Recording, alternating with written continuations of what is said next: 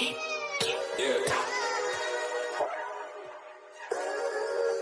We really boxing. We wanted the baddest. Let's see. Oh, we boxing? Yeah, we boxing. I need that belt like it ain't no other option. So we punching and weaving and blocking. Defeat ain't an option. Let them know. Shoot a video, put it on BVO. Let them know. Every time I punch, it's a heavy blow. BVO, bound to hit like bricks cause it was set in stone. Let them know. I ain't getting body, but I'ma hit this flow. Yeah, way more than a show. This is BVO. This how it's finna go. I'ma throw some jabs. Make them think my punch is weaker than I hook his ass.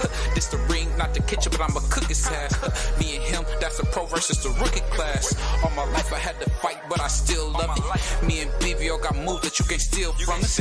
And these haters be throwing shots, but I don't feel nothing. I ain't gonna lie, shit, they alright, but we a little rougher. Step up for the title and face your rival, this ain't no little tussle. Bet I be no bird, being chicken to get your feathers ruffled. Footwork, I'm dancing around my opponent like the Cupid shuffle. Good work, bodies hit the flow, they can't move a muscle. The upside is we ain't in the streets, shooting and shooting up. Catch me in the ring, sticking, moving and suited up. I know everybody can eat, but I ain't full enough. Oh, you said it's smoking some beef, I guess I'm pulling up. Oh, we boxing? Yeah, we boxing. I need that belt like it ain't no other option. So we punching and weaving and blocking. Defeat ain't an option. Let them know. Shoot a video, put it on BVO. Let them know. Every time I punch, it's a heavy blow. BVO, bound to hit like bricks cause it was set in stone. Let them know. I ain't getting body, but I'ma hit this flow. Yeah, way more.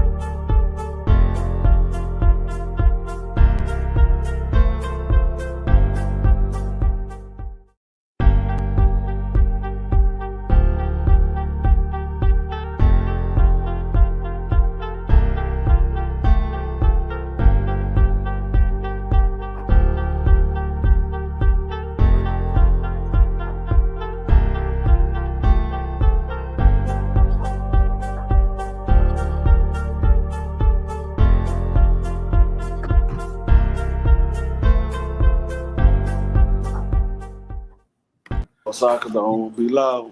Yo, what's up? It's your boy BVO Boxing. It's your boy D3. What's going on, man? How you feeling, man? Man, I'm good. So what you think about this fight we got coming tonight, man? Or this morning, better yet? Man, it's a good fight. I mean, it's a lot of controversy surrounding the fight already before they even got started. But I mean, these are two guys that's going to put their name on the map. Whether it's going to catapult Cool Boy or it's going to solidify Monster Inoue for being number 2 on the pound for pound in some people's cases. So you think no matter what, whoever wins the Errol Spence versus Crawford fight, they're gonna be number 1 in your opinion? Yeah. So where do you got Jamel at? That's what I wonder. Where you got Jamel at? I got Jamel like number 4, number 3, number 4. Wow. Why so low, man? Because the way that I do my pound for pound, I don't go by titles and belts. I don't go by accolades. I go strictly off of this style versus that style if they were the same size. Okay.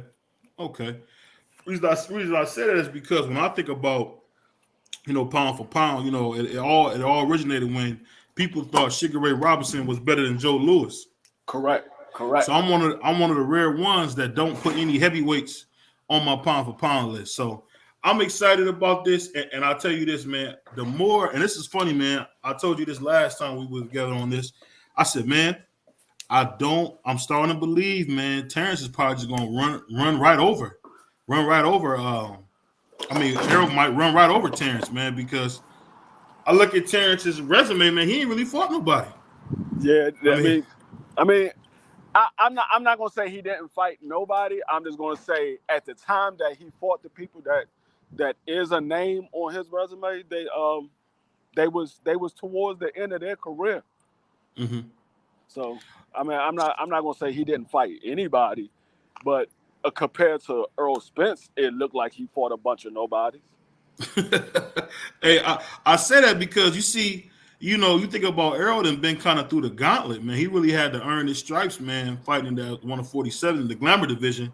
And you see, like, in a way, it looks like all Terrence has really been doing, and I'm not trying to be biased, but it looked like he just been biding his time trying to get that fight, man. I think all the capping he did is really showing up, man. I don't know if you've been watching him in these 24/7 episodes.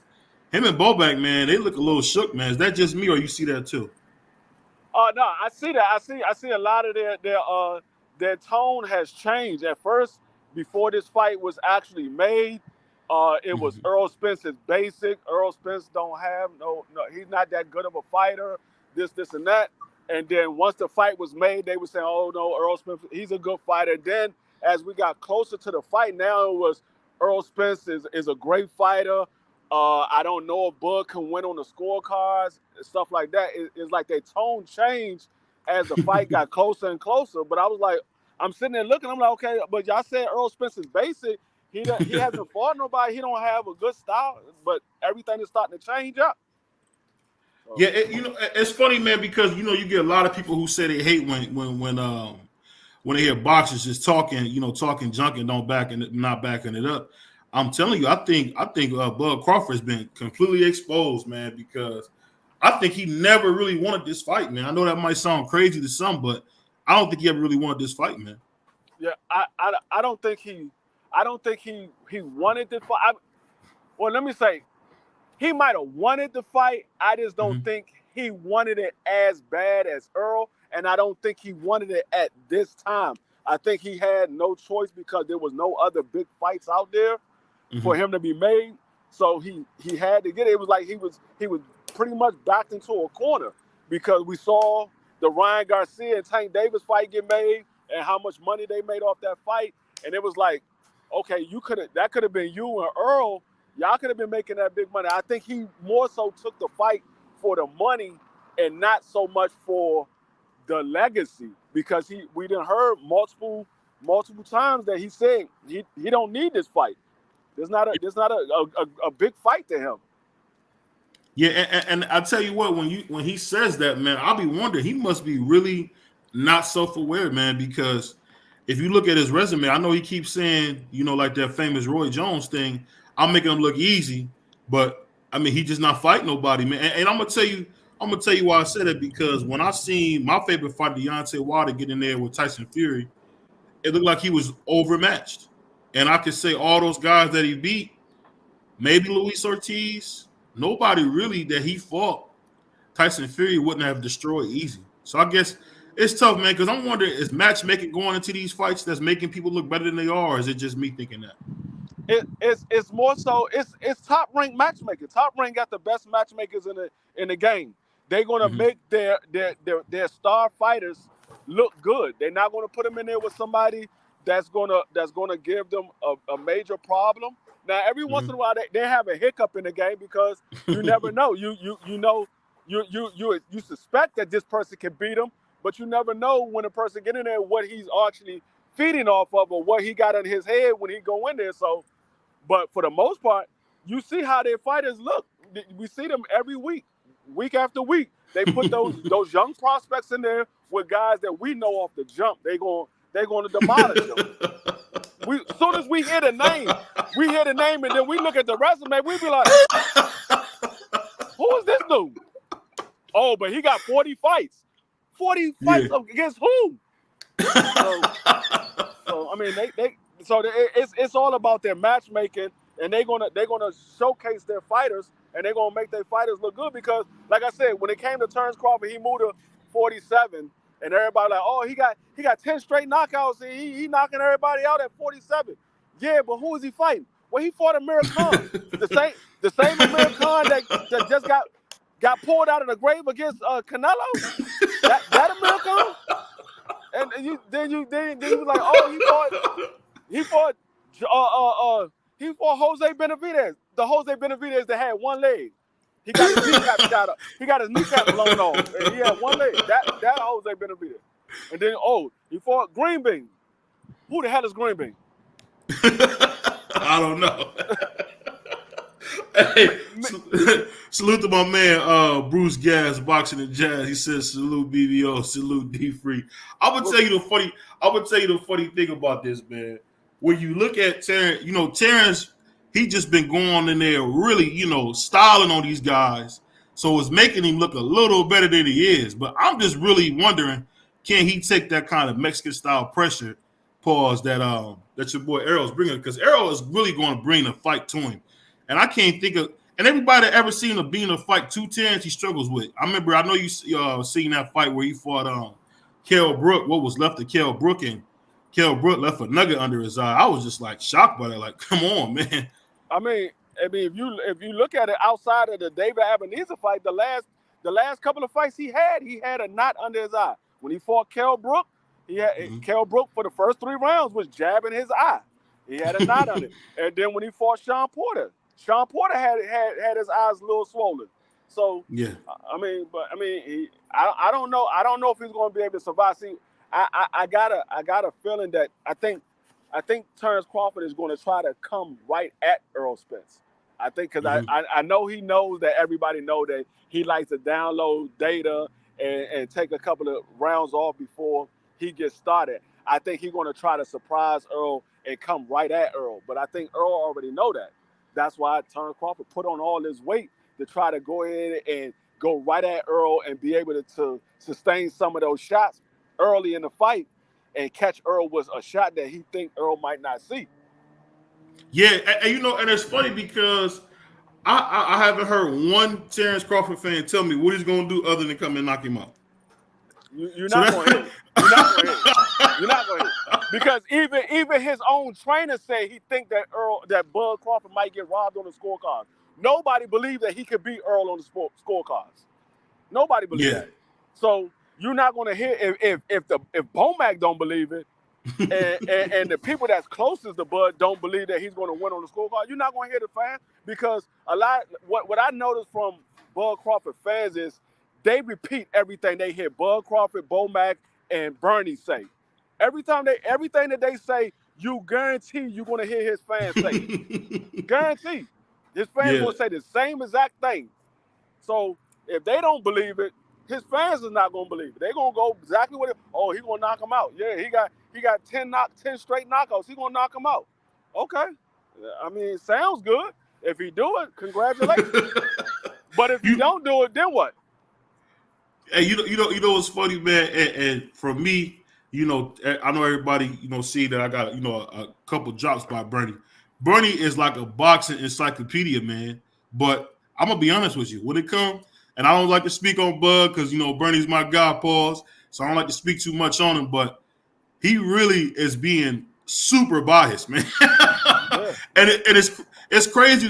It's crazy to see somebody who knows boxing all the way to almost the beginning, and for him to just kind of way he kind of does it, it's just like, man, come on, dude. You got to see what I'm seeing. Because I'll be honest, man. I'm starting to believe that Showtime and Al Heyman and Earl Spence is setting us up to steal some money from us, man. I know.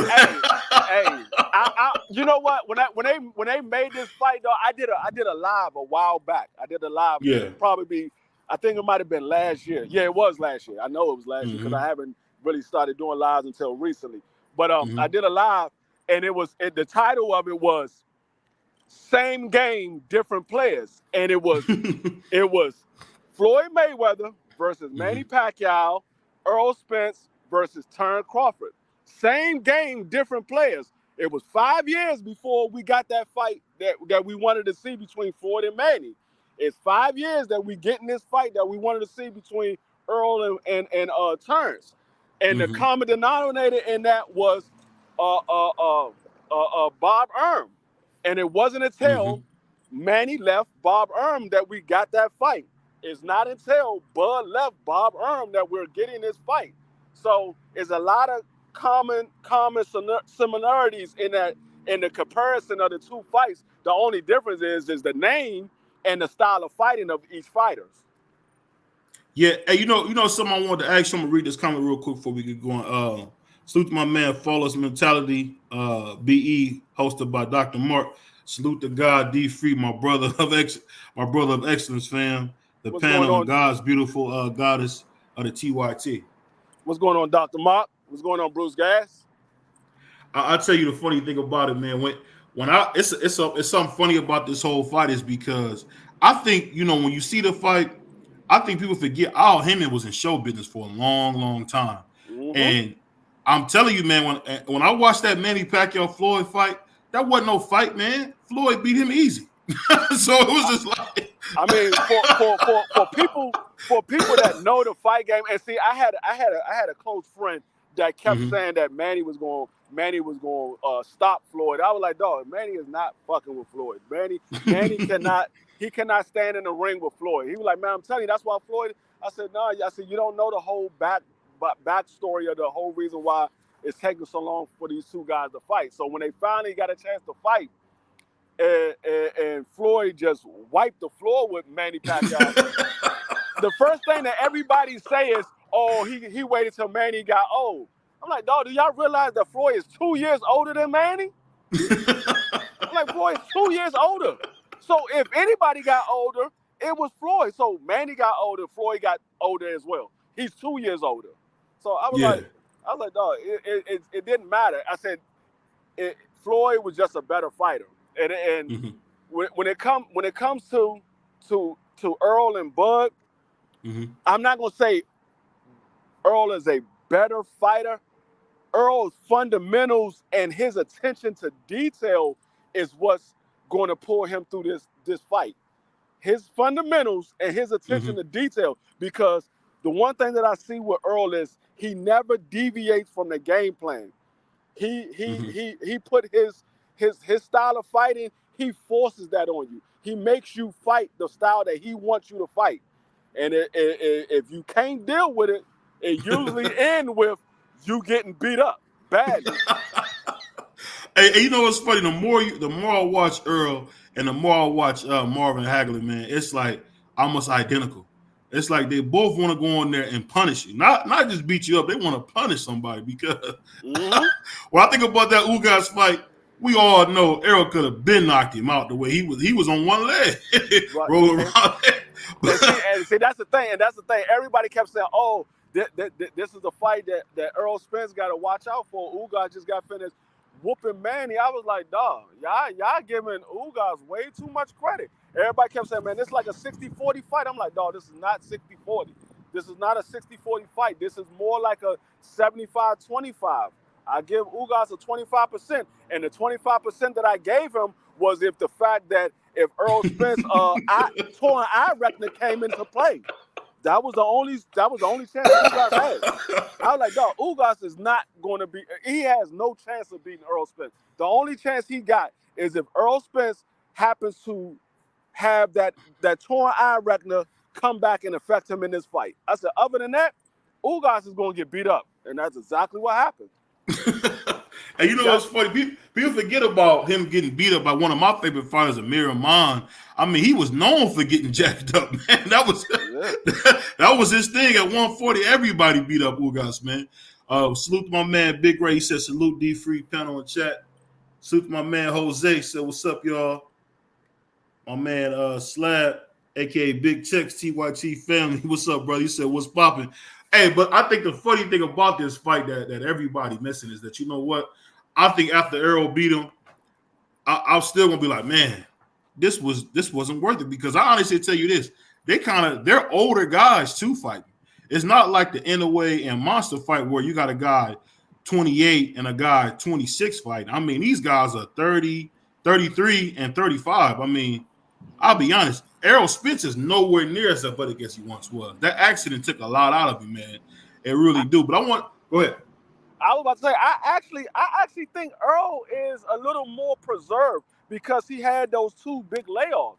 He's a little more preserved, and his body is a little more rested. Because actually, this is his 3rd layoff because he had the layoff from the car accident, which was he was out for like 14 months. And then he had the layoff for the torn eye retina, which he was out for another 16 months.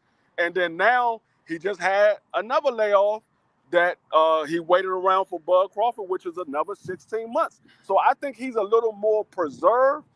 So his body had a chance to heal. And if he did had any effect from the car accident, that he didn't get a chance to get exposed because he went in there, he counterboxed Danny Garcia. Danny Garcia really didn't even hardly land any punches on Earl Spence. And then when he got in there with Ugas, he pretty much just beat Ugas up. It wasn't Ugas really couldn't do nothing. So if he did had any lingering effects from the car accidents, he never got a chance to get exposed in it, and his body is fully healed from it now. I think I'm pointing out as a fact that where he could get in and out of the fight. Like he could, go in, go out a lot smoother than he do now. Now you kind of can see it's a little bit. I don't know if he just maybe got a little older, but his feet ain't the same. He's not moving as fast as he was. And then on top of that, I don't know if you've seen it when he said he never went to physical therapy. I think a lot of people make that mistake, man. When you don't go to physical therapy, man, you're never going to be the same, no matter who you think you are. Yeah. I think for the most part, I don't think as far as him not being able to move on his feet, he's not as good or as quick on his feet no more. I think it's more so of the style of fighting that he puts on. He's more of a pressure fighter. Now he still can move. We saw that with the Ugas fight. He can still move, but he's more of a pressure fighter. So he likes to stay in. I prefer him to stay in than to try to back out of the fight. I mean, back out of the fire. Stay in it because we know that Terrence Crawford can't fight that well on the inside.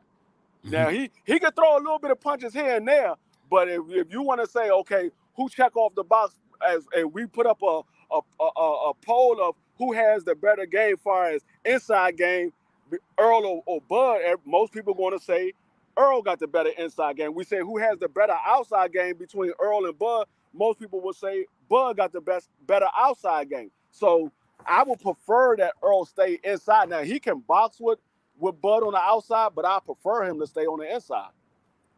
You know something funny, man. I don't know if have you got a chance to see that Oscar De La Hoya documentary yet? Nope. I don't know if you like Oscar like I do, but I tell you this, man. I didn't even realize that a lot of Oscar's story was fabricated, man. I didn't realize that Oscar did a lot of. I didn't realize that, man. I mean, I used to be an Oscar fan. I ain't gonna lie. I used to be an Oscar fan. And the one reason why I was an Oscar fan is because I thought he was Puerto Rican. I didn't know until later on that he was Mexican because they kept saying the Golden Boy, and then for some reason, I don't know why in my head, I just thought that he was Puerto Rican.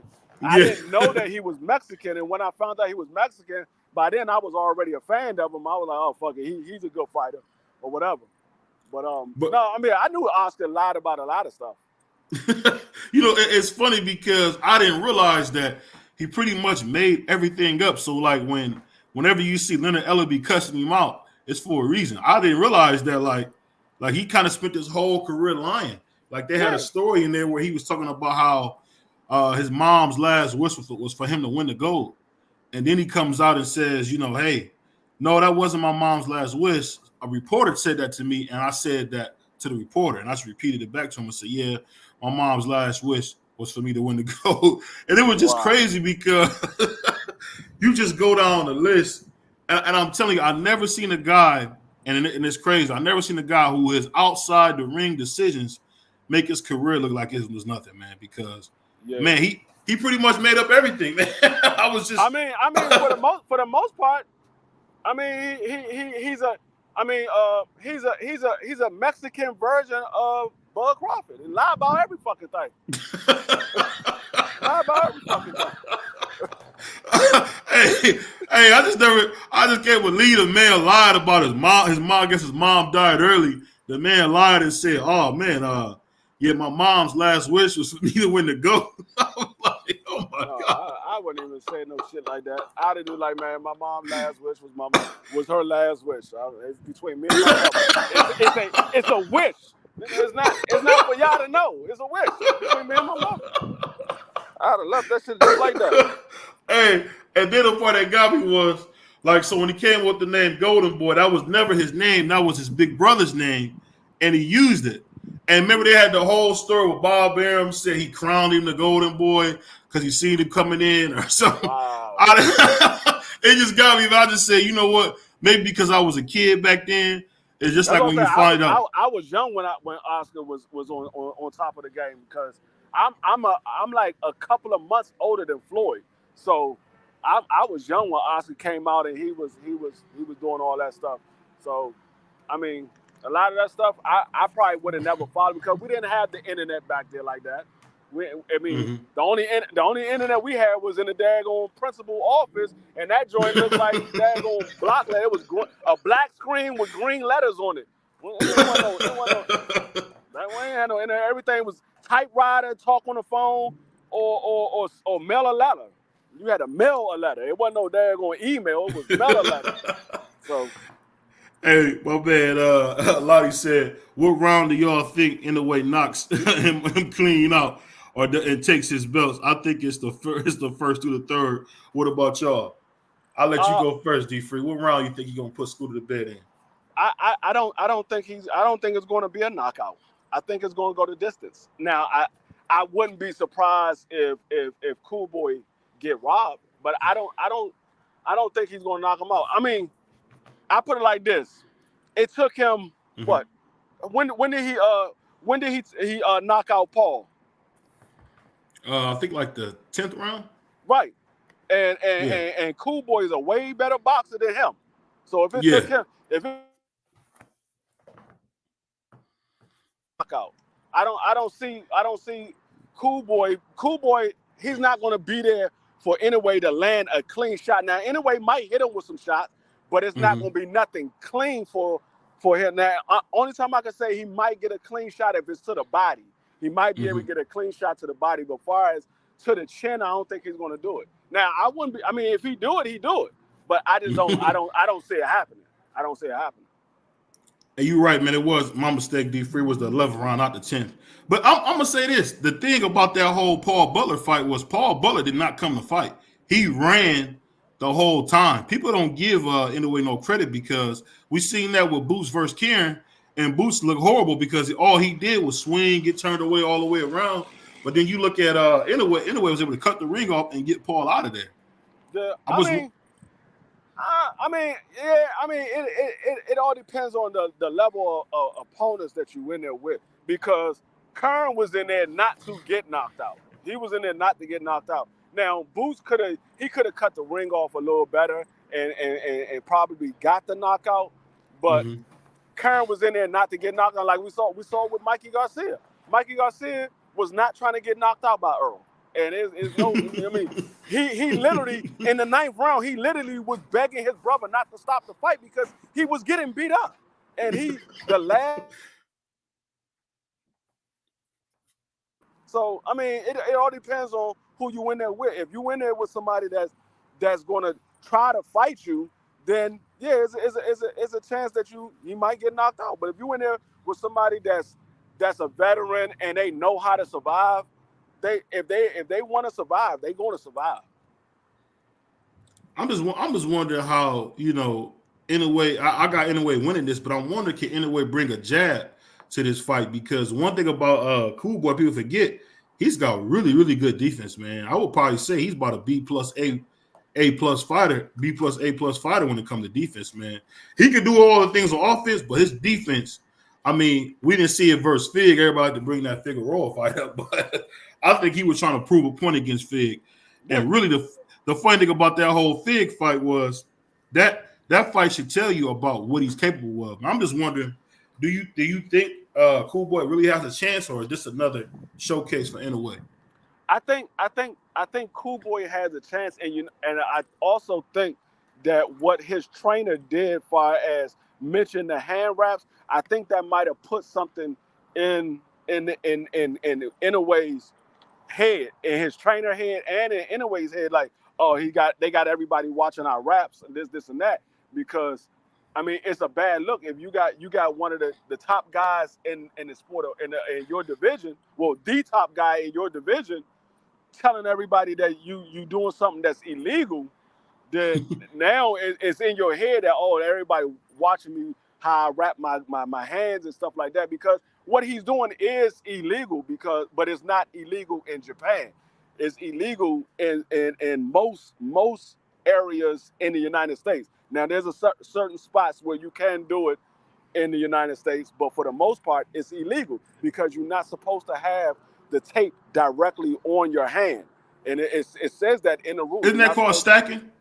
Yes, you're not supposed to have the tape. You're supposed to have gauze over top of your hand, because what happens is when that tape gets wet, it gets hard like a cast, and that was one of the things that Mayorga got caught with when he beat up Cotto that very next fight, when they caught his wraps. It broke up like a cast because they wet that tape, and that tape gets hard like a cast. So that's why they don't want the tape on your skin, because when your skin starts to sweat, that tape gets hard.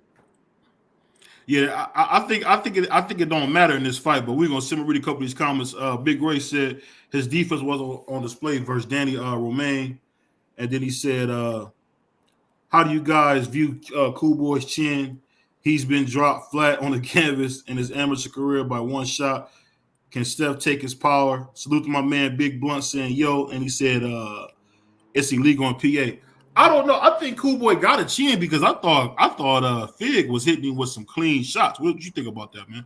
Yeah, no, Cool Boy got a chin. Now the question is, do Monster Inoue got a chin? Because we seen Monster Inoue drop in the pros. Now you said you saw Cool Boy dropped in the amateurs, but we never seen him dropped in the pros. We seen Inoue get up off the canvas. So the question is, can he hold up to these bigger guys as he move up? Now I'm not saying that Cool Boy's going to knock him out. I'm not saying Cool Boy's going to drop him, but I'm saying as he move up, can Inoue chin holds up to these bigger guys? Because the one out of the two fighters, the only one that got up off the canvas when it counted was Inoue. Inoue was the only one that got off the canvas. We never seen Cool Boy hit the canvas since he's been a pro. I think the funny thing is, man, people don't realize it's a fight. Like people are getting knocked out. I never understand that. Man, we think about everybody acting like people don't get knocked out. I done seen Floyd get knocked out. You know, they didn't count it versus my man Super Judah, but come on, man, everybody getting knocked out. What's this whole thing about everybody talking about you supposed to be so perfect in the ring? What you think about that, man? I mean, it's the same old thing. It's just different people. Like you see people say one thing for one fighter, but then when another fighter do the same thing, they try to switch it up. Oh, well, he not that fighter, but it doesn't matter if he that fighter. Do you see him being able to do what you said that this fighter could do?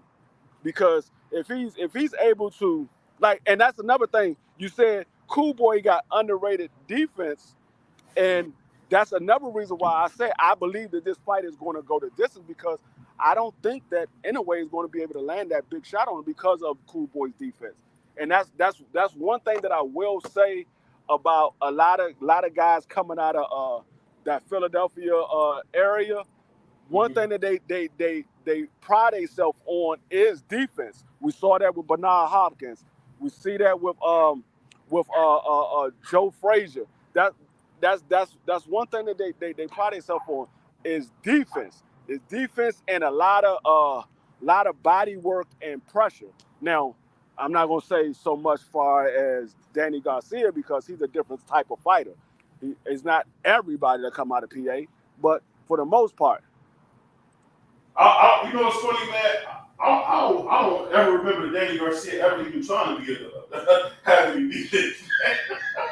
No, I mean, Danny never had no problem with defense. He ain't never had no problem with defense. It's just the guys he lost to was just better than him. I mean, he lost to Keith Thurman, he lost to Sean Porter, he lost to Earl Spence. He only got 3 losses. Those guys was just better than him. He ain't had no problem with defense. It's just those guys was better than him. I mean, it seemed like Earl was hitting with that jab at will. I could be wrong about that, but it looked like Earl was just hitting with that jab at will, man. It was like it was nothing he could do to stop him from hitting him.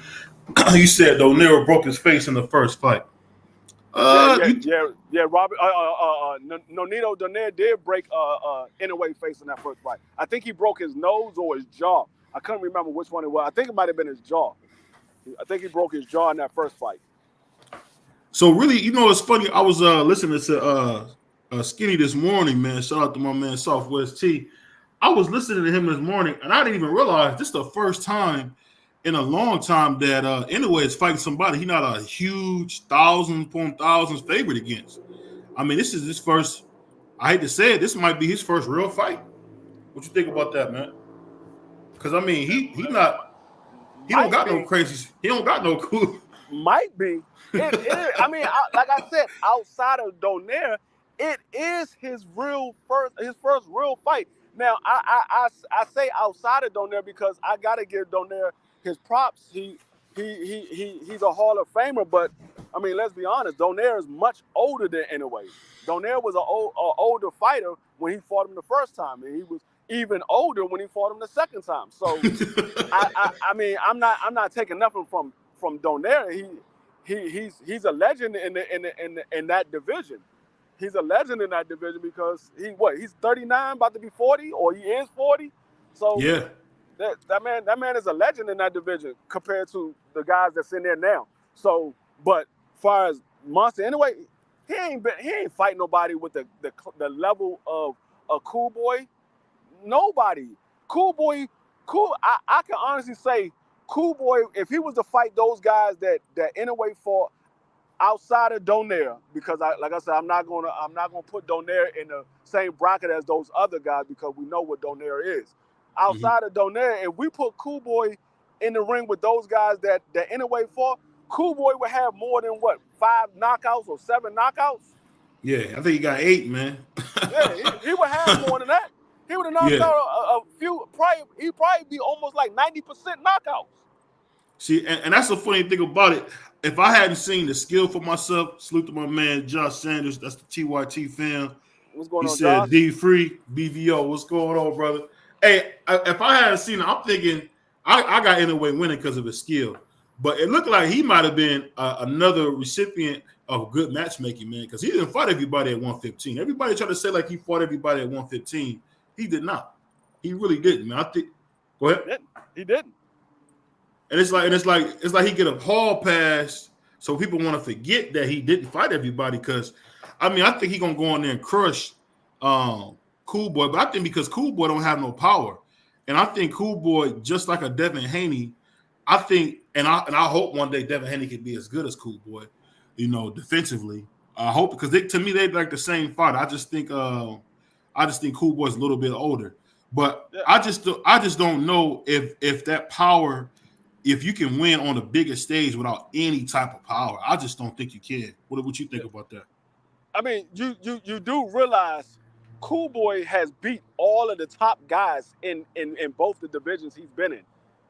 He's beaten all of the top guys, not a couple of them. He's beaten all of them. The only one that he didn't beat, and is because he pretty much didn't want to fight, was MJ, and we saw what happened in MJ last fight. He lost.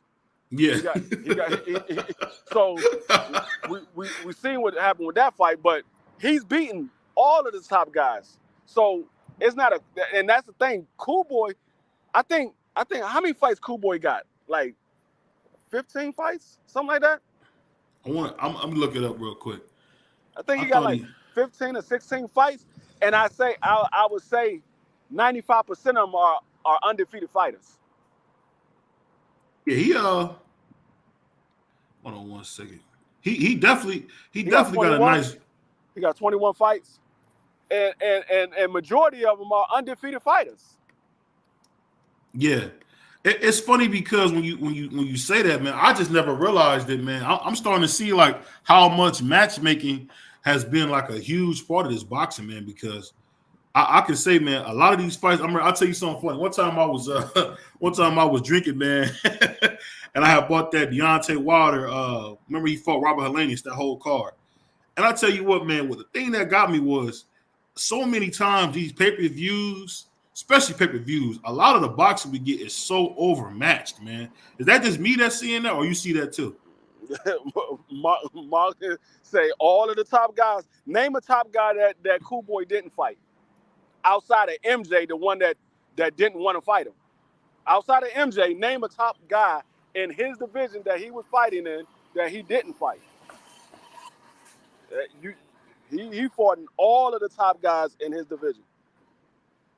He got a great record against undefeated opponents. Salute to my man Marky Dan.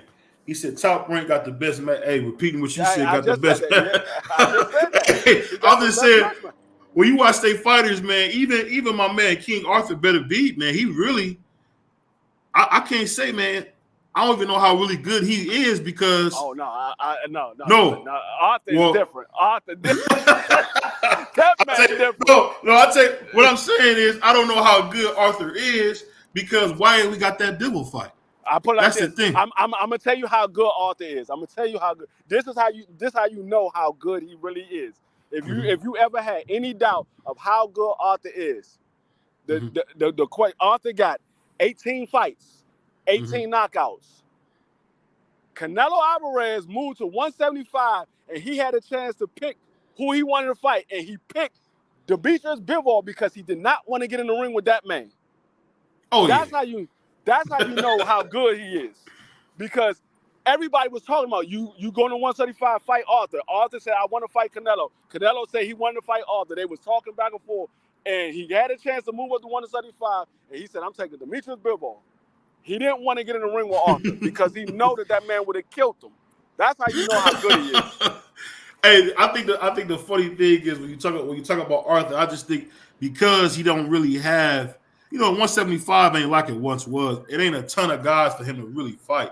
You don't got the bad Chads or Andre Wards or even Kovalev. When Kovalev was up there, he was still kind of old with a belt. I remember he had a good fight with Anthony Yarde, but I feel like he just ain't had a chance to fight anybody. I'm gonna ask you this: do you look at David Benavidez any different for not taking that King Arthur opportunity when Mauricio Sulaiman offered him a chance at the 175 WBC belt when he missed weight? David Benavidez ain't trying to get knocked out. I'm trying to tell y'all that man Arthur Butterby is a different breed. He's a different breed. I understand the man is old, but it's like the Terminator. The Terminator old as fuck, but he keeps coming. He keep coming. You ain't gonna stop him. He gonna keep coming. You can drop him. You can cut him. You can put pause on him. That man is gonna keep coming. He's not stopping. And that's the thing with Arthur Butterby. I don't care how many. It's like when Arthur Butterby see his own blood, he turns into the Terminator. Yeah, he get pissed. He like, oh, they saw my blood. Oh, I got to stop him right now. I got to stop him right now. Not the next round, right now. Hey, I gotta salute my man Marky Dan said. Salute to my man Marky Dan said. No, I just missed it. My bad. He said, "You was right." Nah, I think about it. Only dude Fulton ain't fought is Aline and MJ, and they both lost. That's what you said already. Exactly. That's what I'm saying. Them guys, he fought everybody, and every top guy in his division. That's what I'm saying. That's why I like. Do people realize who Cool Boy is? They talking about, anyway, we'll go in here and just going to knock him out. I'm like, dog, Cool Boy came into the game fighting all of the top guys. He didn't say, I want him because I saw he looked a little weak. That man came in there and said, man, I want your belt, your belt, your belt, your belt. When I move out of this division, I want your belt, your belt. He went for everybody. He was like, man, these dudes got me messed up. I'm taking all their ring out here. No, that man, Cool Boy fought everybody. But see, what I what I didn't get about, see, here's the thing about David Benavidez. I don't get. You get all this love, this crazy love that come out only because Mike Tyson landed the Mexican Monster. I don't understand because I seen Canelo, I seen Caleb Plant box his ears off for like 7 rounds, and because he didn't have no gas tank, he got him out of there. But I'm just saying, I was wondering why they not giving Benavidez no smoke about not fighting Morrell? What you think about that? I've been on that. I've been on that. That's just what you said, because you saw what happened with Caleb Plant. Those first 6 rounds is the reason why he do not want to get in the ring with David Morrell. He's talking about, I got to see there's other big fights. But what you said last year was, okay, he signed a contract. If the fight falls through with Canelo, then we fight Morrell in October. Then you come out and say, I didn't sign no contract. I don't know where they got that from. Nigga, your father and your manager said that. What are you talking about? Your father and your manager, which is the same manager for David Morrell. So he said this contract is signed. Your father said the contract is signed. So now your own father lying on you? So that's why I was like, no, y'all go ahead. Y'all believe that man. That man ain't no damn Mexican. No, y'all got to understand, when Jamal Charlo was talking shit about David Benavidez, this motherfucker was trying to do everything to fight Jamal Charlo.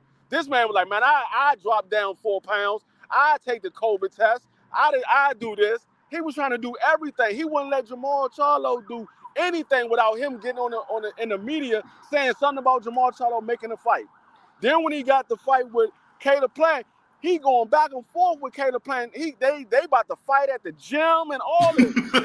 David Morrell called this man a bitch or he a duck. You don't hear this nigga motherfucker Demetrius. I mean, you don't hear David Benavidez say nothing. That man out this joint like, man, I done gave my life to God. I don't even fight like that no more, man. I don't even fight like that. I gave my life to God, man. I'm in church now.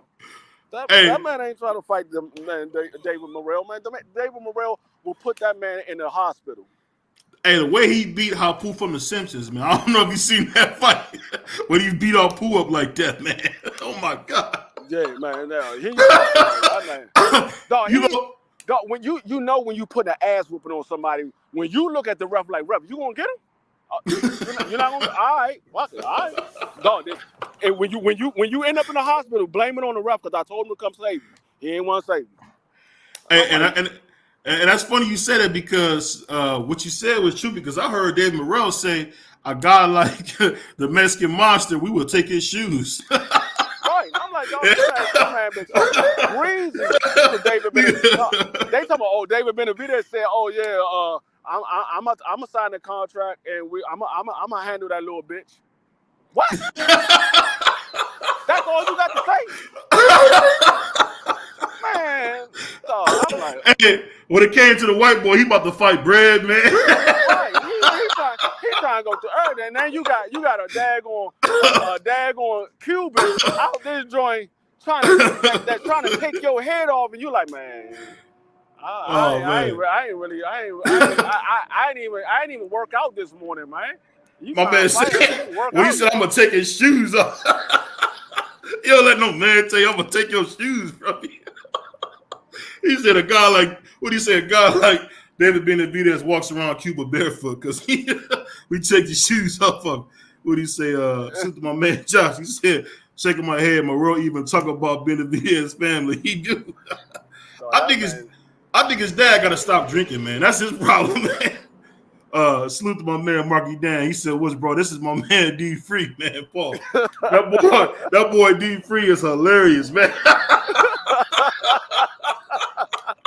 No, man, I'm just saying, this man, he the Mexican Monster. He jumps out there anytime somebody say something, and if he thinks somebody said his name, that man pulling up. This man, David Morrell, said, man, where that little bitch at? I'm gonna fuck him up. That man was like, man, I done gave my life to God. I ain't gonna fight no more, man. You talking about my brother. That's my brother. I ain't say that. No, that was my brother. Yeah, he did say that. He told old Pegley, he said it was old Pegley that said that, not me. Right. He like, man, that was my brother, dog. I done gave my life to God, man. And you know what's funny? The cap that you get in boxing, man, I don't know if it's just me, but it seems like boxing is a big soap opera, man. You notice that? It never changes. Yeah. Go ahead. No, I was saying it's a big soap opera. I mean, you got Days of Our Lives, you got All of My Children, General Hospital, you got all that wrapped in one. Hey, it's funny too, man, because I remember when Tank had a fight. Every time Tank got a fight, Devin Haney saying his name. I don't think I heard Devin Haney even mention Tank. I don't think he used the word T in a while, man. Dog, what's going on with that, man? That's what KO been saying. KO been like, man, where's that same energy you had when right before you fought Loma? When you had that fight signed for Loma, you was about to fight Loma. All you talking about? Oh yeah, we want Tank. This Tank giving. It's Tank giving. That's all Bill Haney kept about. It's Tank giving, and I'm like, okay, yeah. We want that fight. Tank said after he finished with Ryan Garcia and you finished with Loma, we're going to get this fight. So we all waiting for this fight to happen. And Tank said at his press conference, they were like, what you think about Devin? Man, I'm not talking about Devin right now. This is my time. We're talking about Devin May 20th after he finished with his fight. I'm like, bad. That's what I'm talking about. He said he's going to call him out after May 20th. May 20th come. Come and go. We ain't hear nothing. I'm like, they said, Devin, are you going to fight Tank? They were like, oh man, I'm not talking about Tank right now, man. I mean, Shakur Stevenson jumping in the ring and shit, trying to get my face. I ain't thinking about Tank. I'm trying to figure out what this little light skinned motherfucker over here doing. Hey, I thought we supposed to be cool. He jumping in the ring. Hey, what get me is I miss people like Shannon Briggs and Mike Tyson because you couldn't beat Shakur with all that jewelry on and one of them guys not grab it off your neck. No. Not even just a still, just to grab it. I mean, Devin ain't do nothing, man. I don't know. I'm like, dog, I understand. You talking about you want more than 25%, nigga. But you keep coming to the ring with all these goddamn chains on, niggas like. Oh, nigga, you already got money, nigga. You don't need more than 25%, nigga. You already got money. Hey, that's that trunk jewelry. I remember. Shout out to my man Brian Glaze Gibbs. One time he was telling me this story. A dude had a bunch of chains on. I'm like, man, what is that? All that S on his neck. So he went and get it off his neck. Took it in. It was all fake. So it could be that too, man. Let me read a couple of these comments real quick. My bad. Salute to my man Big Ray says WWE Boxing. I hate not saying WWF, bro. I hate that. And then he said, I'll never forget when Benavidez was reading the trash talk off his phone. But you remember when Dave was doing that? Mm-hmm. Yeah. I'm starting to think my man Benavidez might be slow or something. Dog, it's not even that David Benavidez is slow. David Benavidez, he is shook. He know. I'm trying to tell you. See, this is what people say. People say, "Oh, David Benavidez, he got the experience over Morrell and this that. Morrell only got 9 fights or whatever." I said, "Dog, what y'all have to realize is David Benavidez learned how to fight in the pros. He didn't have an amateur background. I think he had like 15 fights in the amateurs. He learned how to fight in the pros. Morrell had a hell of an amateur background. I think he only lost like 12 fights out of like 200 fights. He only lost like 12 of them joints. And he was the youngest Olympian and all this. I'm like, dog. Yeah, he was a dog, man. Dog, that man got the experience from the amateurs. We saw what happened when he got in the pros. They put that man on a fast track, and he hasn't looked back yet. Not yet. He looked like the real deal. Right. He looked like the real deal. That man want David. What David Benavidez don't want to be is he don't want to be that nigga that Morrell beat his ass and his motherfucking career just skyrocket. That's what he don't want. He don't want Morrell to beat his ass and his career take off and David Benavidez's career either plateau or it goes down. That's what he don't want. It's midnight though, D3. That's the thing. I don't think people realize it's midnight. It's midnight for Devin Haney. It's midnight for David Benavidez because really, I'm starting to think these guys are not as good as advertised. Salute to my man Marky Dancer. Y'all see Kambosos beg Shakur the fight. But I also heard Kambosos say, "Why don't you fight Devin Haney with 25%?" I'm thinking, what? What are you doing? Nah, But actually, Shakur said he wasn't fighting no Cambosa. He said he'd beat the shit out of Cambosa. He's like, man, I'm not wasting my time with Cambosa.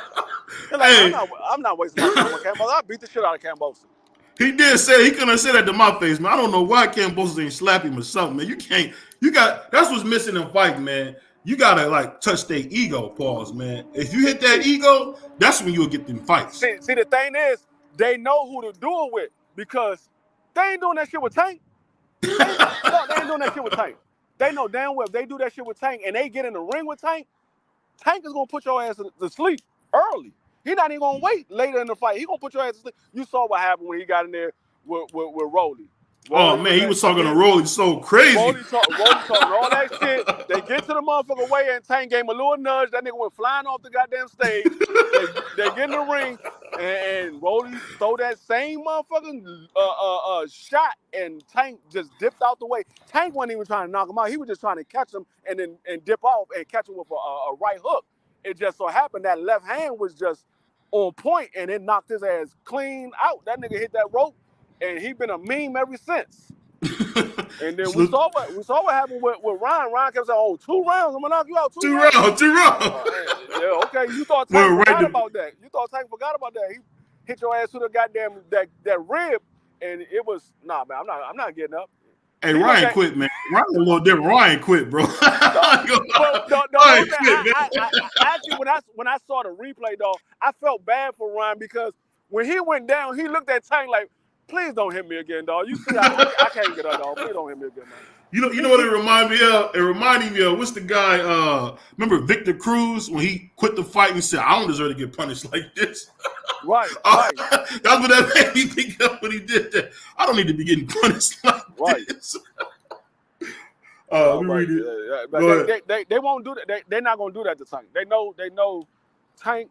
Why not? Why not? If this is the thing, if you go at Tank, you're gonna get the fight. I don't understand why somebody just won't come at Tank. Like if I was Devin Haney, I would have just won it. It's not the fact that they're gonna get the fight. See, this is what I peeped. That's what I peeped. I peeped it a long time ago, but I just ain't saying nothing. I just let everybody draw their conclusion. It's not the fact that they could get the fight because Tank. We already know Tank sent you a contract. You got to take that fight. He sent you a contract. You got to take the fight. The thing is, these niggas want money. They like, shit, this Tank Davis, I want money. So they're going to try to get the biggest bag they can get. And if they know, okay, Tank Davis sent me a contract, I got to take whatever he sent me because it's Tank Davis. I can't say no. I've been asking to fight him all this time. He finally sent me a contract. I can't say no. Same thing with Ryan Garcia. Ryan Garcia was asking for that fight, and he sent him a contract. They were like, it took him 2 weeks. But he signed it. He was like, do I really want this, dude? No, I mean, I know I said I wanted to fight, but this. And Oscar was like, Tank ain't playing. Takes a beast. What do you say? Takes a beast.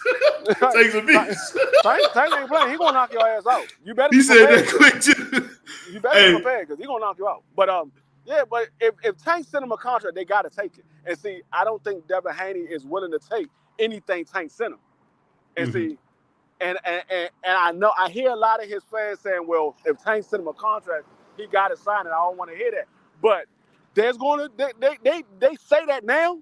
The same way they said after the Lomachenko fight was over with, all we want to see is Tank Davis and Devin. We don't want to hear about 140. We don't want to hear about Shakur. We want to see Tank and Devin. But as soon as he beat Loma and he had a little bit of adversity, it was kind of close. Now he's talking going to 140. Now everybody said, oh, well, he got options.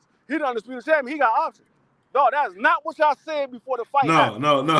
That is not what y'all was saying. Salute to my man Smoke. Y'all don't want nothing else but Tank Davis after this fight happened. Now all of a sudden he got options.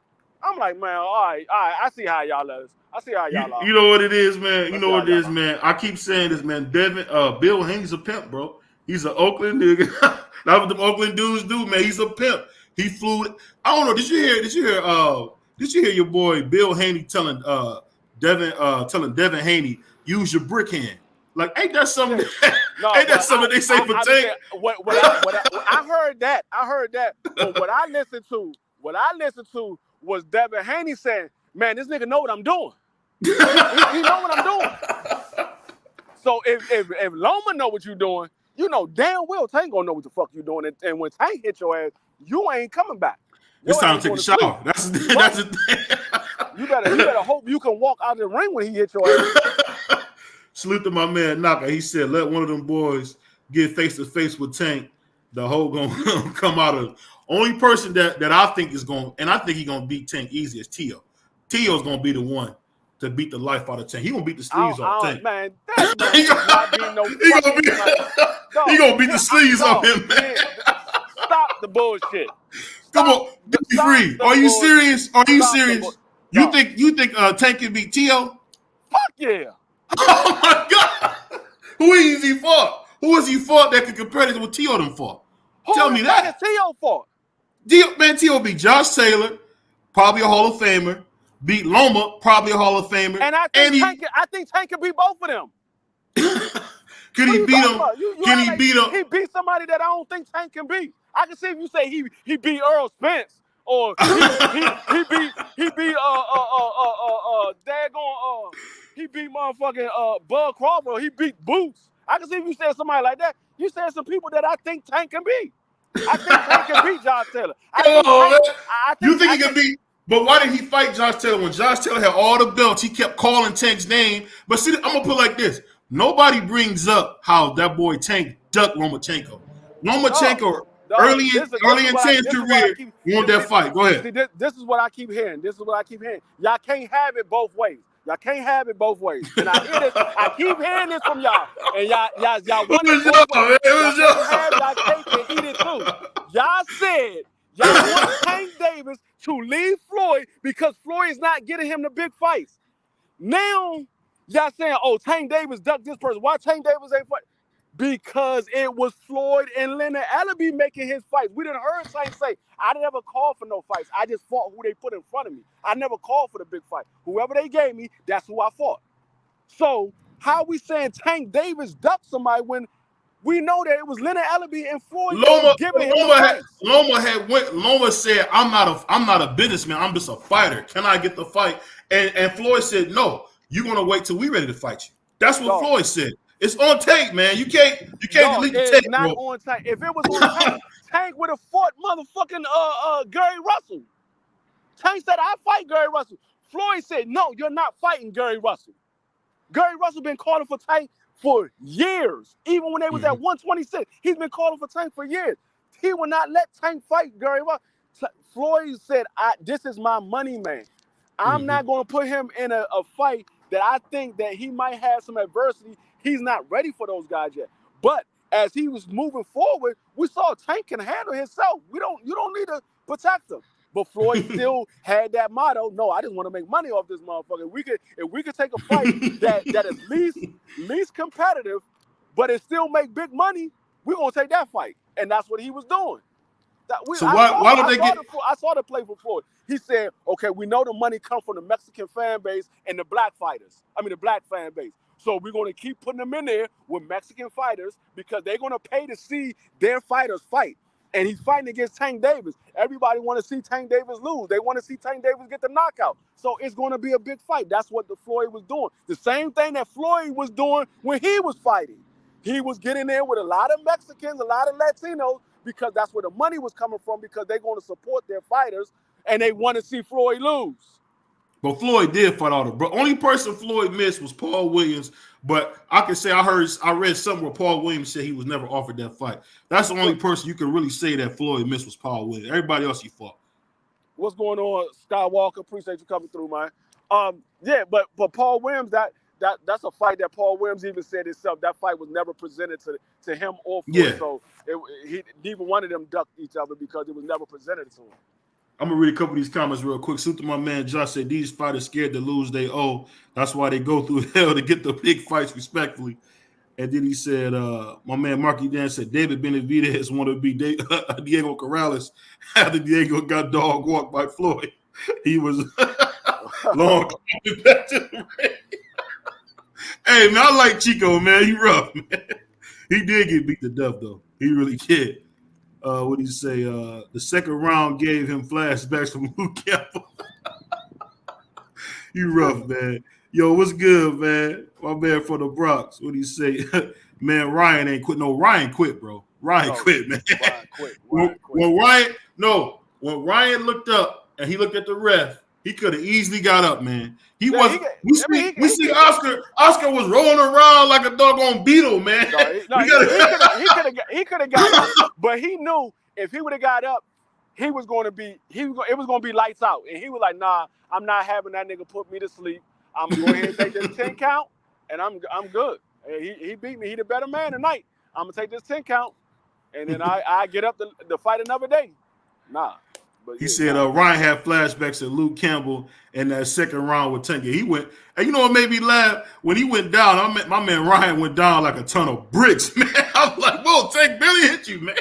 I thought he was. I thought he was done in. I thought he was done for a second. I thought he was dropped the first time. I was like, oh, he knocked him out that quick.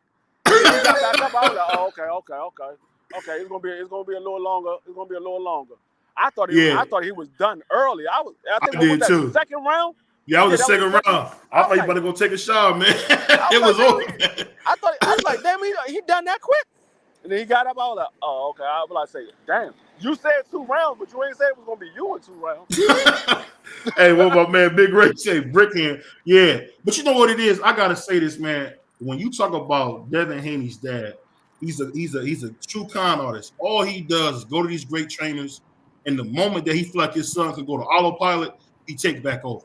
Whether it's Floyd Sr., whether it's Joel Judah, whoever the case may be. I think Mickey Bay was in his corner at one time. It seemed like all he wanted to do is have these guys train his son, and once his son go to autopilot, he want to take back over. And I'm telling you, go ahead. The thing is, it's the same thing with Teo's father, Jose Benavidez. The only one I can say that is pretty decent is Angel Garcia. He's pretty decent.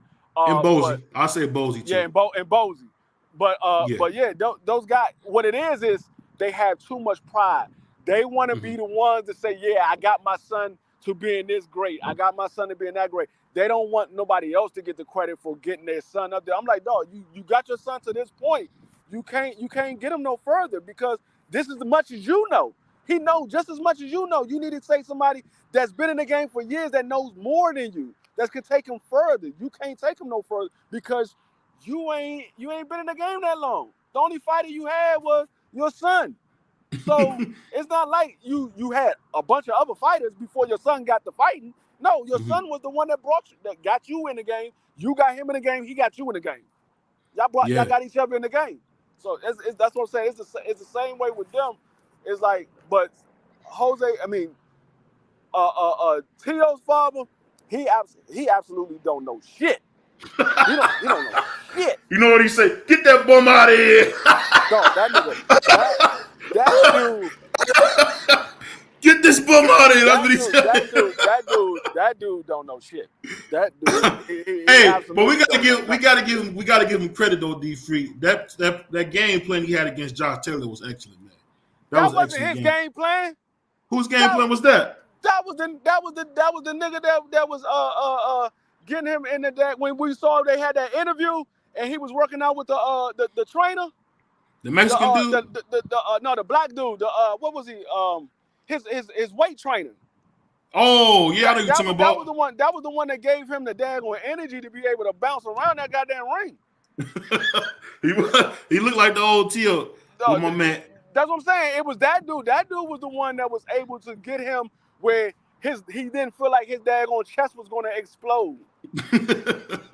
He definitely was in great shape. Salute to my man AB says salute BVO, salute D-Free. He said time to take a shot. Hey, that's what you do with Tank. If you mess around and get hit by a Tank, man, it's time to go get in the shower, man. I hate to say it, but that's what he do. You be lucky if you go hit the shower. You might be getting woken up. You might be sitting there looking like Leo, sleeping in the corner with a smile on your face. Hey, Leo was out cold, man. No, Leo was sitting there looking like he had the best sleep in his life. That man was like, man, y'all know I went through 8 weeks of training for this sleep, man. Don't wake me up. He was out there joint singing Christopher Williams. If I'm dreaming, don't wake me. Hey, that's talking about like you can't take a nap in the middle of the ring like that, man. I don't think we see him since. daggone shit. Manny Pacquiao took a nap in the middle of the ring when daggone what's face caught him. That man, Yeah, he did. Face first, legs crossed and everything. He was like, shit, if Manny could take a nap in the ring, I could take a nap in the ring too. I'm in the corner. I ain't in the middle of the ring. I'm in the corner. That's crazy, man. He said you saying his brick hand harder than your brick. Pause, Marty D. You gotta clean your language up, man. You sick, man. Yeah, I'm right there with you, Skywalker. What he said, I agree. I think Tank will beat them both. Marky Dad said you say that, but Teo did. He said, yo, what's good? Done got free, started shaking my head. What's good? What's going on, brother? My man Tom from the Bronx. Salute to my man Prize Fighter. My man Skywalker said, what's good? What's up with you? Hey, but you know the funny thing about it, man? He took his head. Oh, what's up? Hold on 1 second. Hey, Ryan, you know what it is? I thought Ryan was gonna be like Oscar, man. And every time I try to replace Oscar as my favorite, because I don't care what nobody say. You can.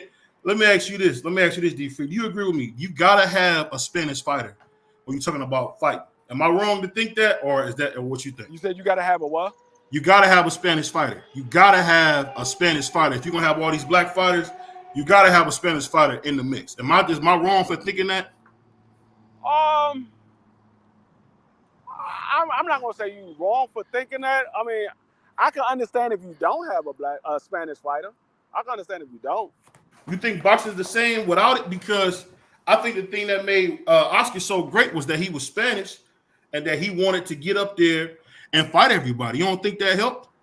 I mean, that helped because he didn't duck nobody. That definitely helped because anytime somebody get in there, he don't duck nobody, and he beat majority of the fighters that he get in there with.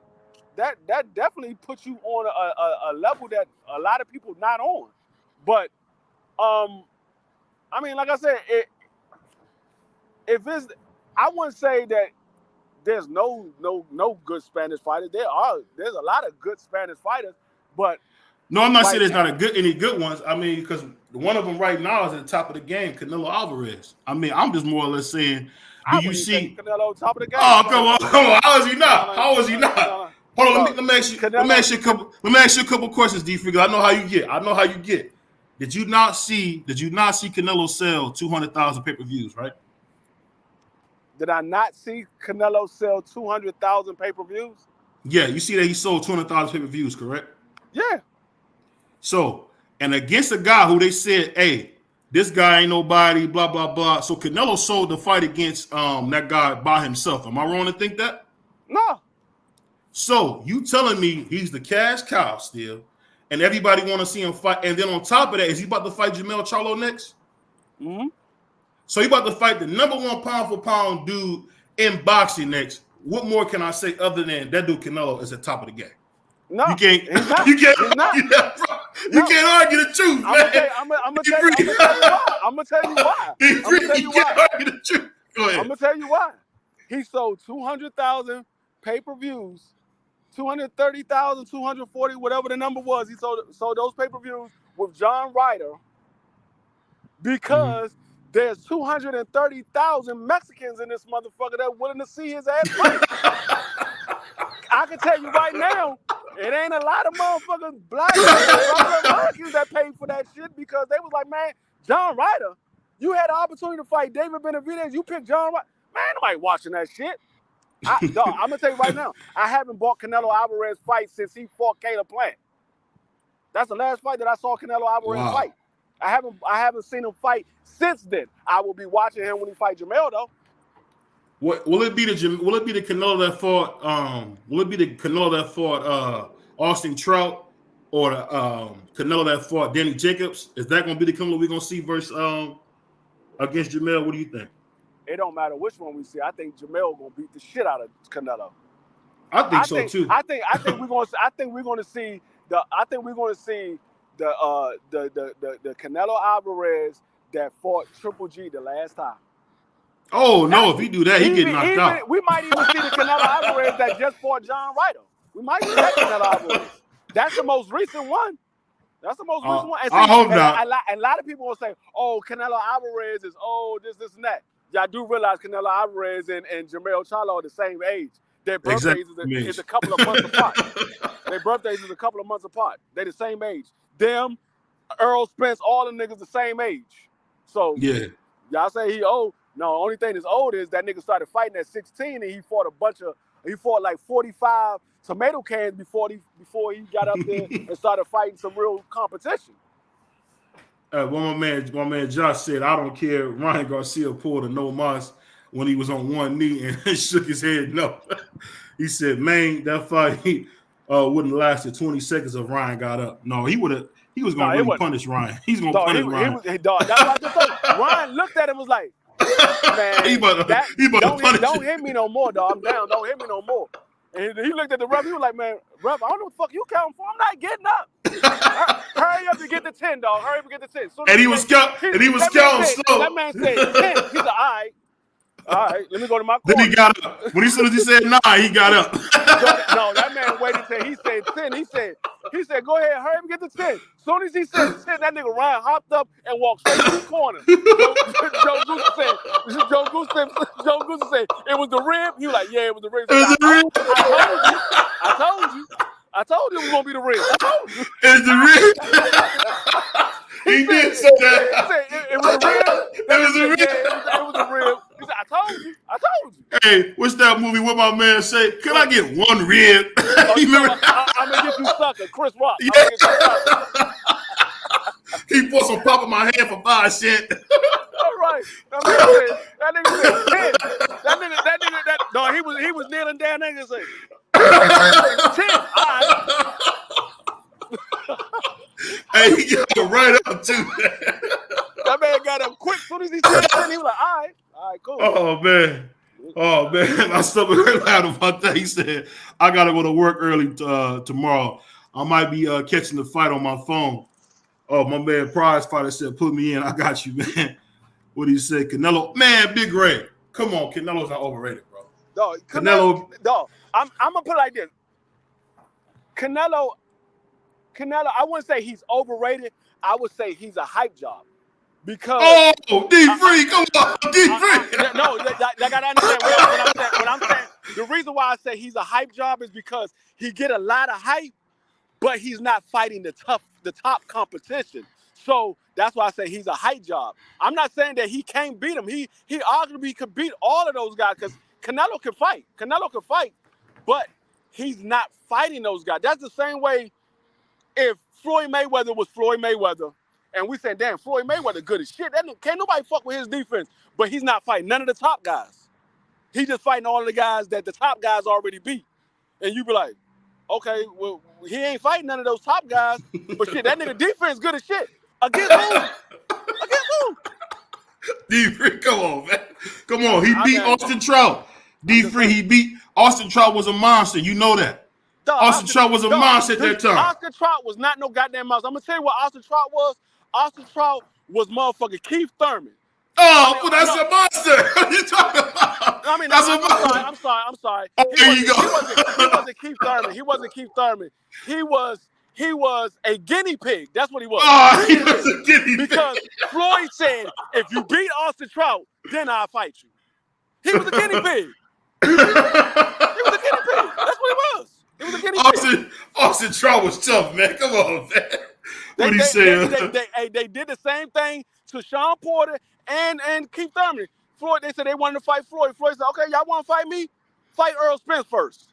You beat Earl Spence, then I'll give you the fight. Them niggas like, Earl Spence? Man, fuck no. I ain't fighting that motherfucker, Earl. You crazy as hell. No, I guess we ain't fighting Floyd, dog. He told you got to fight Earl, but we ain't fighting Floyd. I'm not fighting. Well, my man Tommy said, I think Canelo going to win. No, Canelo might go to sleep, man. Dog, he Canelo said, hold on one second. What he say? Canelo, best chance of beating Charlo to the body. I don't know about that. I don't know.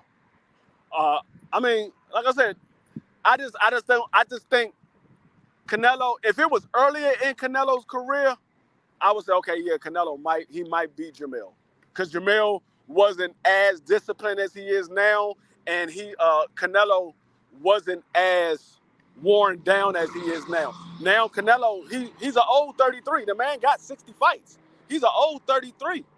So Yeah. he got bad knees. He had a lot of fights, and he got a stamina problem. You not beating no motherfucker Charlo with stamina problem and bad knees, dog. You not. Hold on. D3. We gotta go back. We gotta go back to what you said, bro. Austin Trout was tough, man. What are you talking about? At Austin one Trout, time in his career, yes. At one that's time. when Canelo fought him. That's when Canelo fought him. Yes, it was.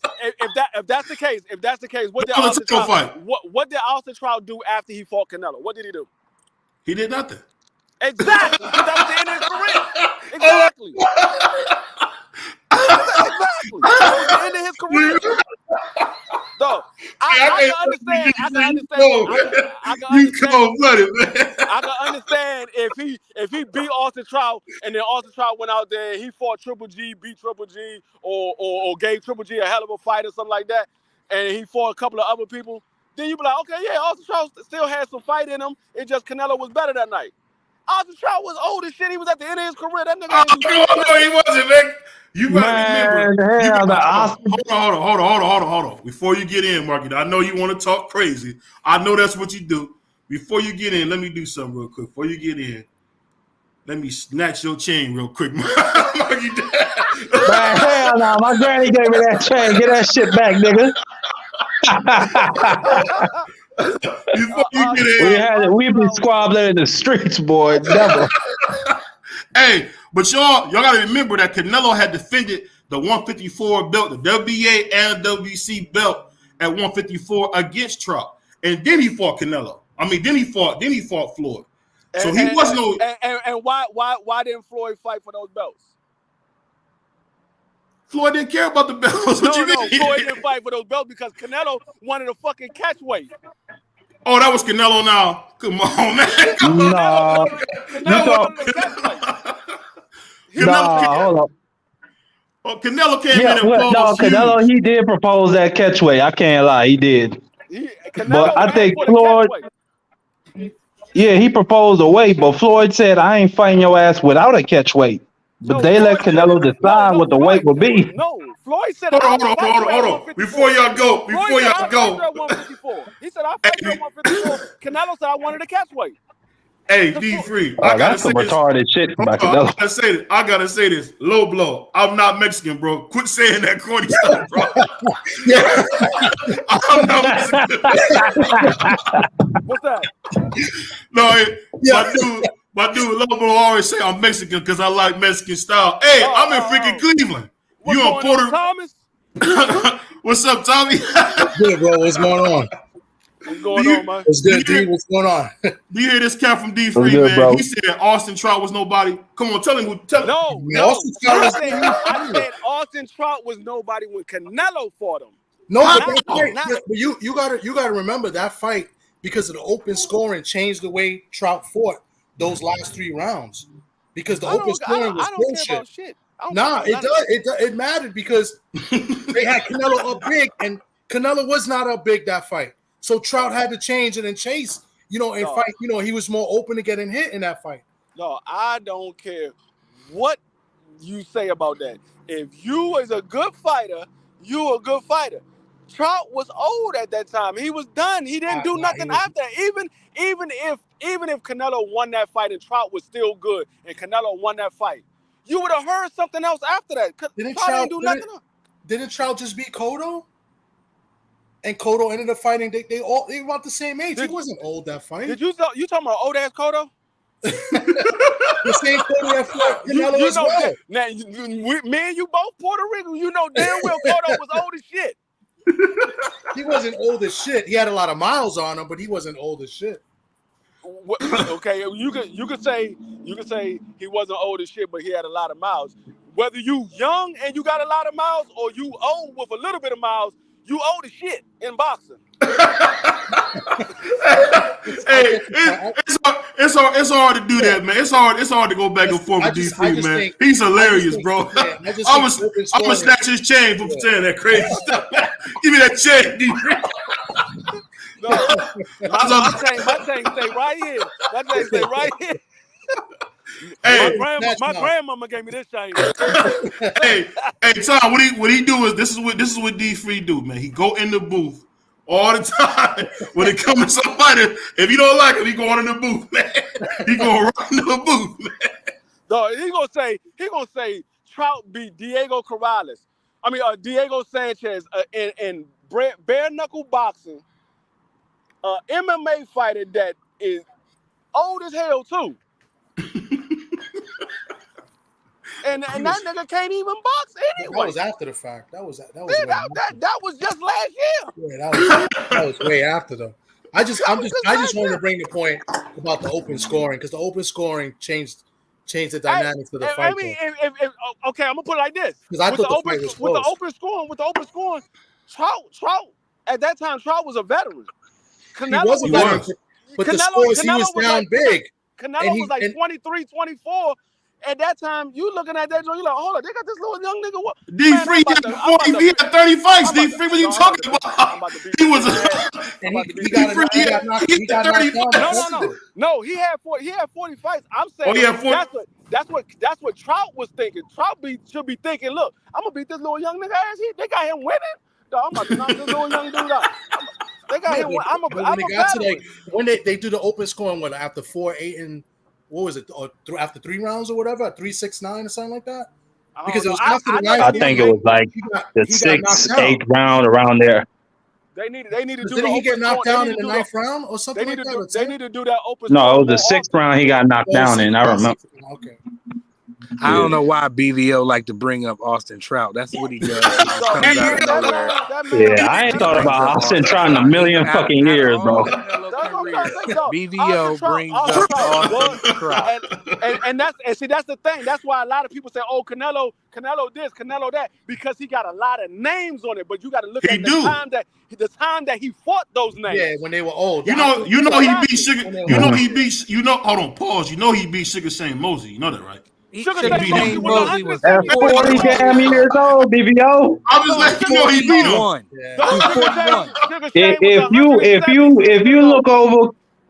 If you look over Canelo's resume, the biggest wins on his resume are old fighters: Triple G, Cotto, Kovalev, motherfucking Floyd. That's a big name on his resume. That dude, he don't go for young dudes like Benavidez or Morrell. He wants them to get a little bit of age, a little bit of fights in them. When he fought Sugar Shane Mosley, Shane Mosley just got finished being punished by Mayweather.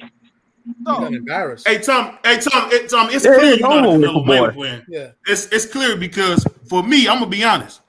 When you talk about Brandon Rios, Canelo, AB, they was the first young niggas getting big paydays doing their thing. That's why I'm a big fan of these guys. I don't know how you can handle Canelo. And everybody said if Canelo take the tough fights with PBC, they're gonna start being Canelo fans again. Because I'm sure all of us was Canelo fans at one time. Yeah, I definitely was Canelo fan.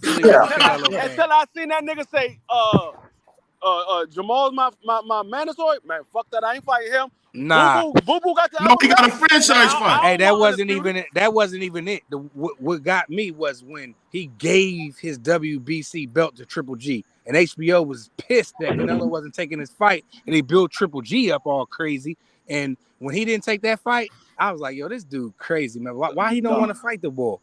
So that's when I knew the nigga was a hype job when he said he wanted to be when he said he wanted to be undisputed at 160, and then Boo Boo had the WBO. He was like, that nigga got that. Man, I don't even want that daggone undisputed title, man. What the fuck you say? That's what I mean. Like, nah, for me, when I was done with Canelo is when he was talking about Usyk and going up to heavyweight and doing that, bruh. I was over with from that. It's like you on some cornball shit. Yeah, but he was trying to fight MacBook. Y'all keep see y'all gave him that was some bullshit too, BBO. Yo, but y'all gave him chance after chance. But chance, dog. Hold on, y'all gave him chance after chance. Hold on. Go ahead. Y'all gave him chance after chance. When he surrendered his WBC title to Triple G, I was out. What y'all mean? Y'all gave him I didn't give him chance after chance. I said I'm not fucking with that nigga when he was at 154 and he said he didn't want to fight Jamal Charlo and he got the franchise belt And that nigga's like, man, fuck, I'm not fighting Jamal or Jamel. And when they was all at 154, he was like, I'm not fighting even one of them. That franchise belt. I said that was at 60, wasn't it? No, you talking about when they could have fought at 54. When Jamal was his at 60 he was his mandatory, but he could have fought Jamel and Jamal at 54. Y'all remember when they took the picture together? They came up together. They took a picture together. They're all from the same class. Because Jamal was supposed to get that opportunity to fight Floyd, because Jamal was right there to fight Floyd, and Floyd gave the opportunity to Canelo. And so ever since then, I was like, I'm looking at Canelo a little funny. I was like, hold up, this nigga Floyd gave Canelo that shit. You supposed to get that shit to Jamal. Jamal was right there the whole time. My thing is this. How could y'all let him get past him surrendering his 160-pound middleweight title to Triple G? They made him a franchise champion. He's a champion. It was no franchise stuff back then when Canelo was at 160 when he was fighting. He invented Triple the franchise belt. There was no franchise title back when Canelo fought Triple G the first time at 160. Oh, you talking about 160? He gave his. That's what I'm trying to say. That's what I'm trying to ask y'all. Y'all let him get past him surrendering the WBC. I don't care what the WBC. And he dropped the belt. He don't want to fight Triple G. HBO put him in the. Triple G's a punk, bro. That's what I'm saying. See how you talk. I don't care what Triple G is. I'm talking about what he did. Let me say this. BVO. Let me say this before y'all go. Let's remember, Triple G, the same guy that was scared to death of your boy SOG Ward, man. Fact. Scared to death. But why did Canelo surrender the WBC middleweight title to Triple G? He surrendered. Hold up, bitch. Y'all gotta understand. Y'all talking to BVO. This is the same guy that told me the other night. He's the same guy that told me the other night that if Canelo beats Jamel, he's the best Mexican fighter of all time. No, I didn't say that. I said he's number 2. I see how you put 100 on 10. No, I don't even see number 2, BBO. That's some crazy shit. You said, do we put him as the best Mexican fighter of all time? I said, hell no. Because Oscar's the greatest. You got Chavez, Salvador Sanchez, all them boys. They fought each other. Salvador Sanchez does not count. That's the James Dean of boxing. He only lived like 3 years, bro. That don't count. But when you look at his skill, I put Salvador in there. When you look at his skill set, BBO, that dude was slip. But anyway, we on Canelo ass. In those 3 years, he fought all of the top guys that Canelo would never fight. Fact. Hold on, let me read this from my man Troll. He said, "Did y'all see Inoue has agreed to use normal raps?" He said, "So Fulton stops crying and gets in the ring." Thoughts? Yeah, Fulton ain't trying to get cheated out. He said that. Yeah, I looked it up. He did. I looked it up. He did say that. They be trying to do stuff. See, this is big right here. They trying to do stuff. Scooter's a punk. I like that shit. Scooter's a punk, man. He's a punk. I put that shit on his trainer. I don't even think Scooter wanted his trainer to bring that shit up, to be honest. I think he still wanted to fight, but why is he a punk though? Like if he wants a fair fight. Hold on. BVO just can't. Hold on. One second. If you was here right now, man, what I gotta ask you this, man. Why are you saying this, Tom? There's no way in the world that hand wraps will even be a factor. He's gonna beat him anyway. What are you talking about?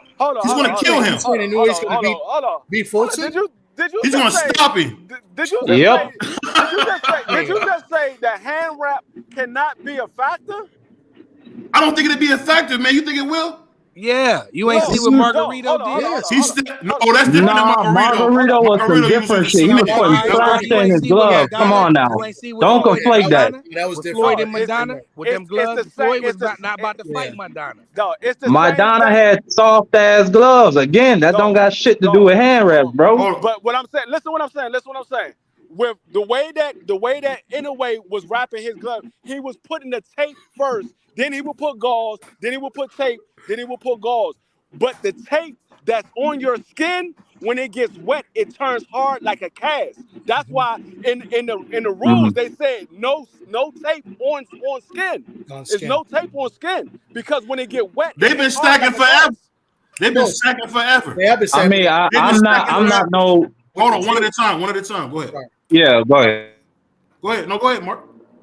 No, I was just gonna say I'm not no hand wraps expert, but I've been looking at different people's opinions. Stitch Duran, Nonito's hand wrap.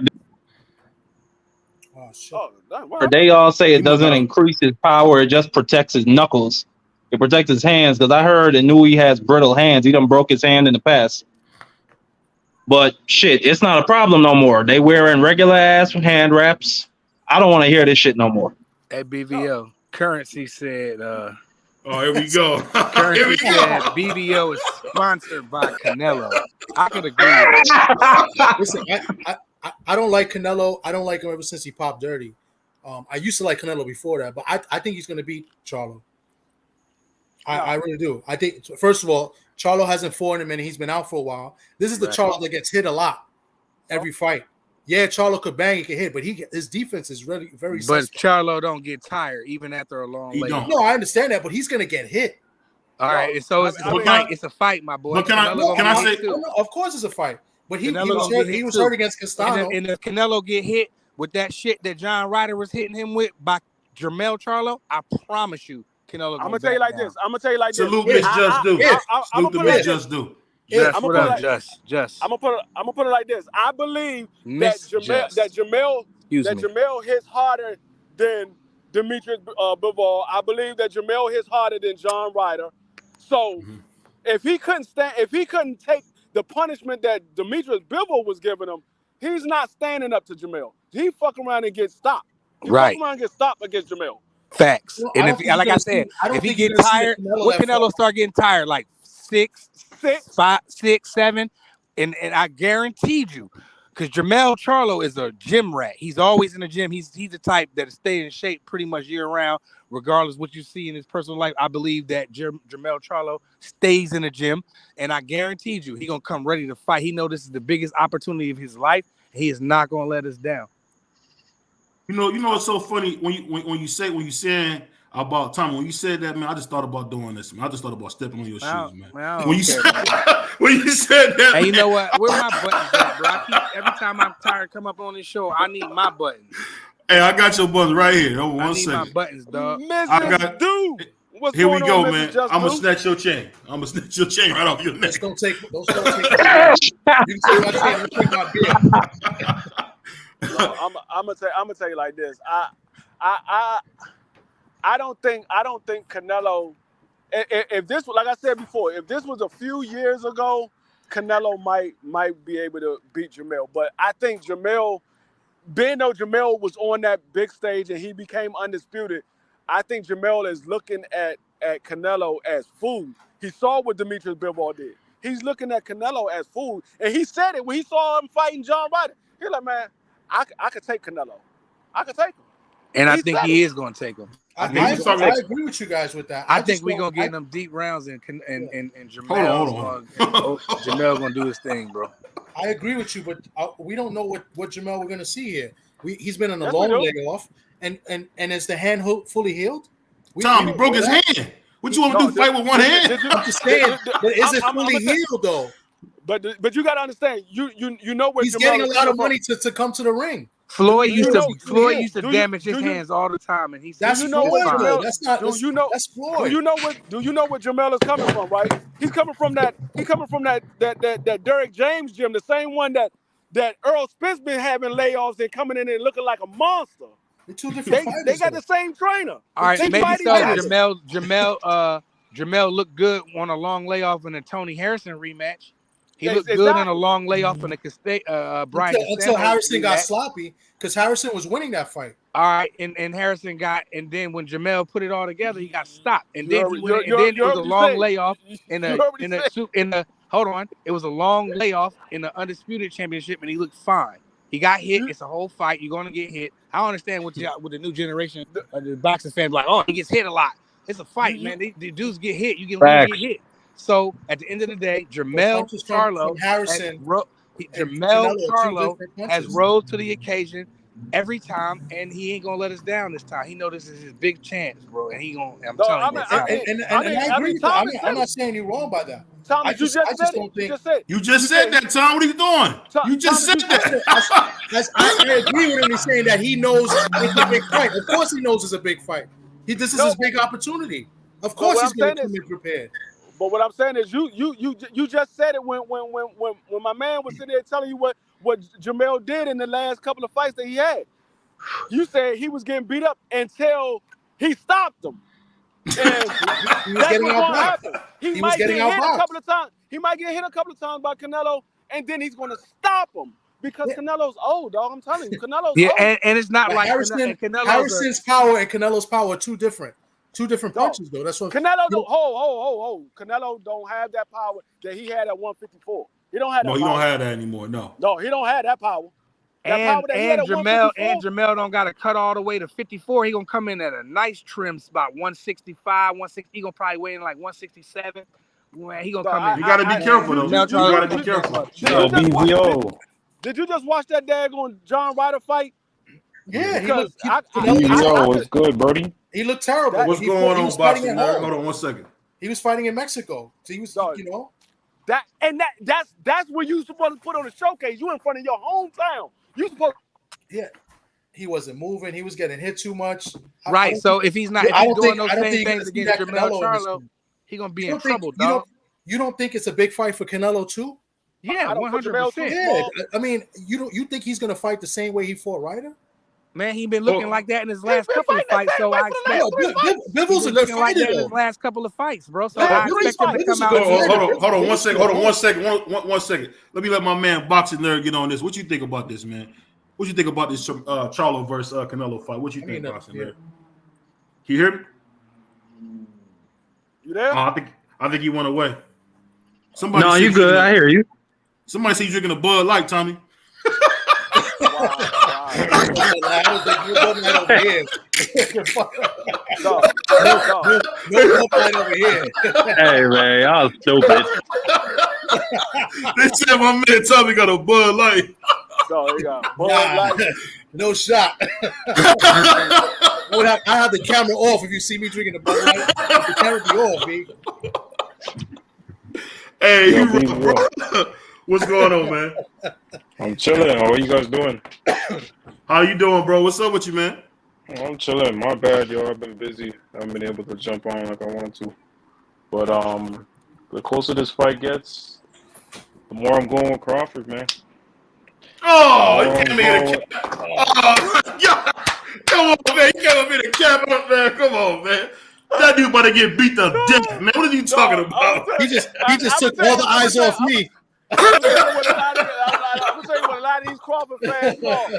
I'm telling you, a lot of these Crawford fans saw Bud coming that joint looking cock diesel. They were like, yeah, that nigga looking like an action figure. Not knowing that shit gonna take away all his stamina, and he gonna be sitting right there getting beat up like Ugas because when have you ever seen Crawford lose stamina, like get gassed out ever? Hold on. Pause, man. Pause. Let me answer the question. Pause, man. Pause, bro. Pause. Right. I don't know about losing no stamina, man. Pause, man. My God. Oh, come on, bro. I heard you said, I don't think that's a pause moment. Paul, good. You said, when have I seen Crawford lose stamina like that, right? And in a fight. What the hell you think I'm talking about? You guys are No. I'm not. I said pause. I got you. I got you. I said I'm just repeating what you said. You come in a fight, and what I'm saying is the ones I've never seen Crawford lose stamina like that in a fight, but I also never seen Crawford come in a fight looking like Arnold Schwarzenegger neither. He's always in shape. Here's the thing. Not like this.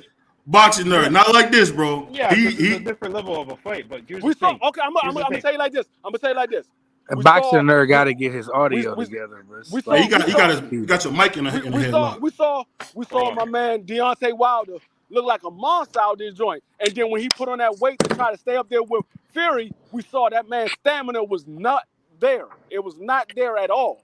He couldn't last because but here's he put the on thing, too much weight. That takes away from you. I got you, but Spence is playing catch up. He's playing catch up because he hasn't been active, and in between fights, he's not really in the gym like that, is he? Who? We're talking about Spence. You a lie. Here's the thing. I'm been active, bro. No, come on now. Remember 2 fights ago, that Frank Martin fight in December? Remember that? Remember when he was wearing that colorful? Did he just say that Spence hasn't been in a gym?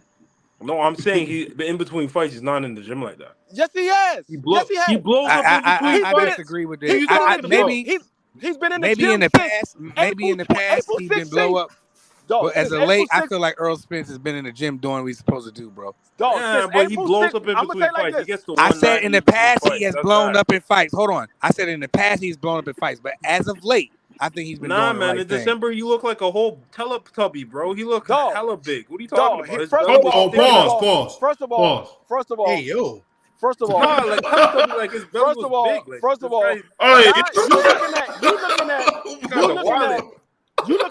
you looking at pictures and saying, "Oh, Earl's no homo." It was a whole video when he did an interview. What are you talking about?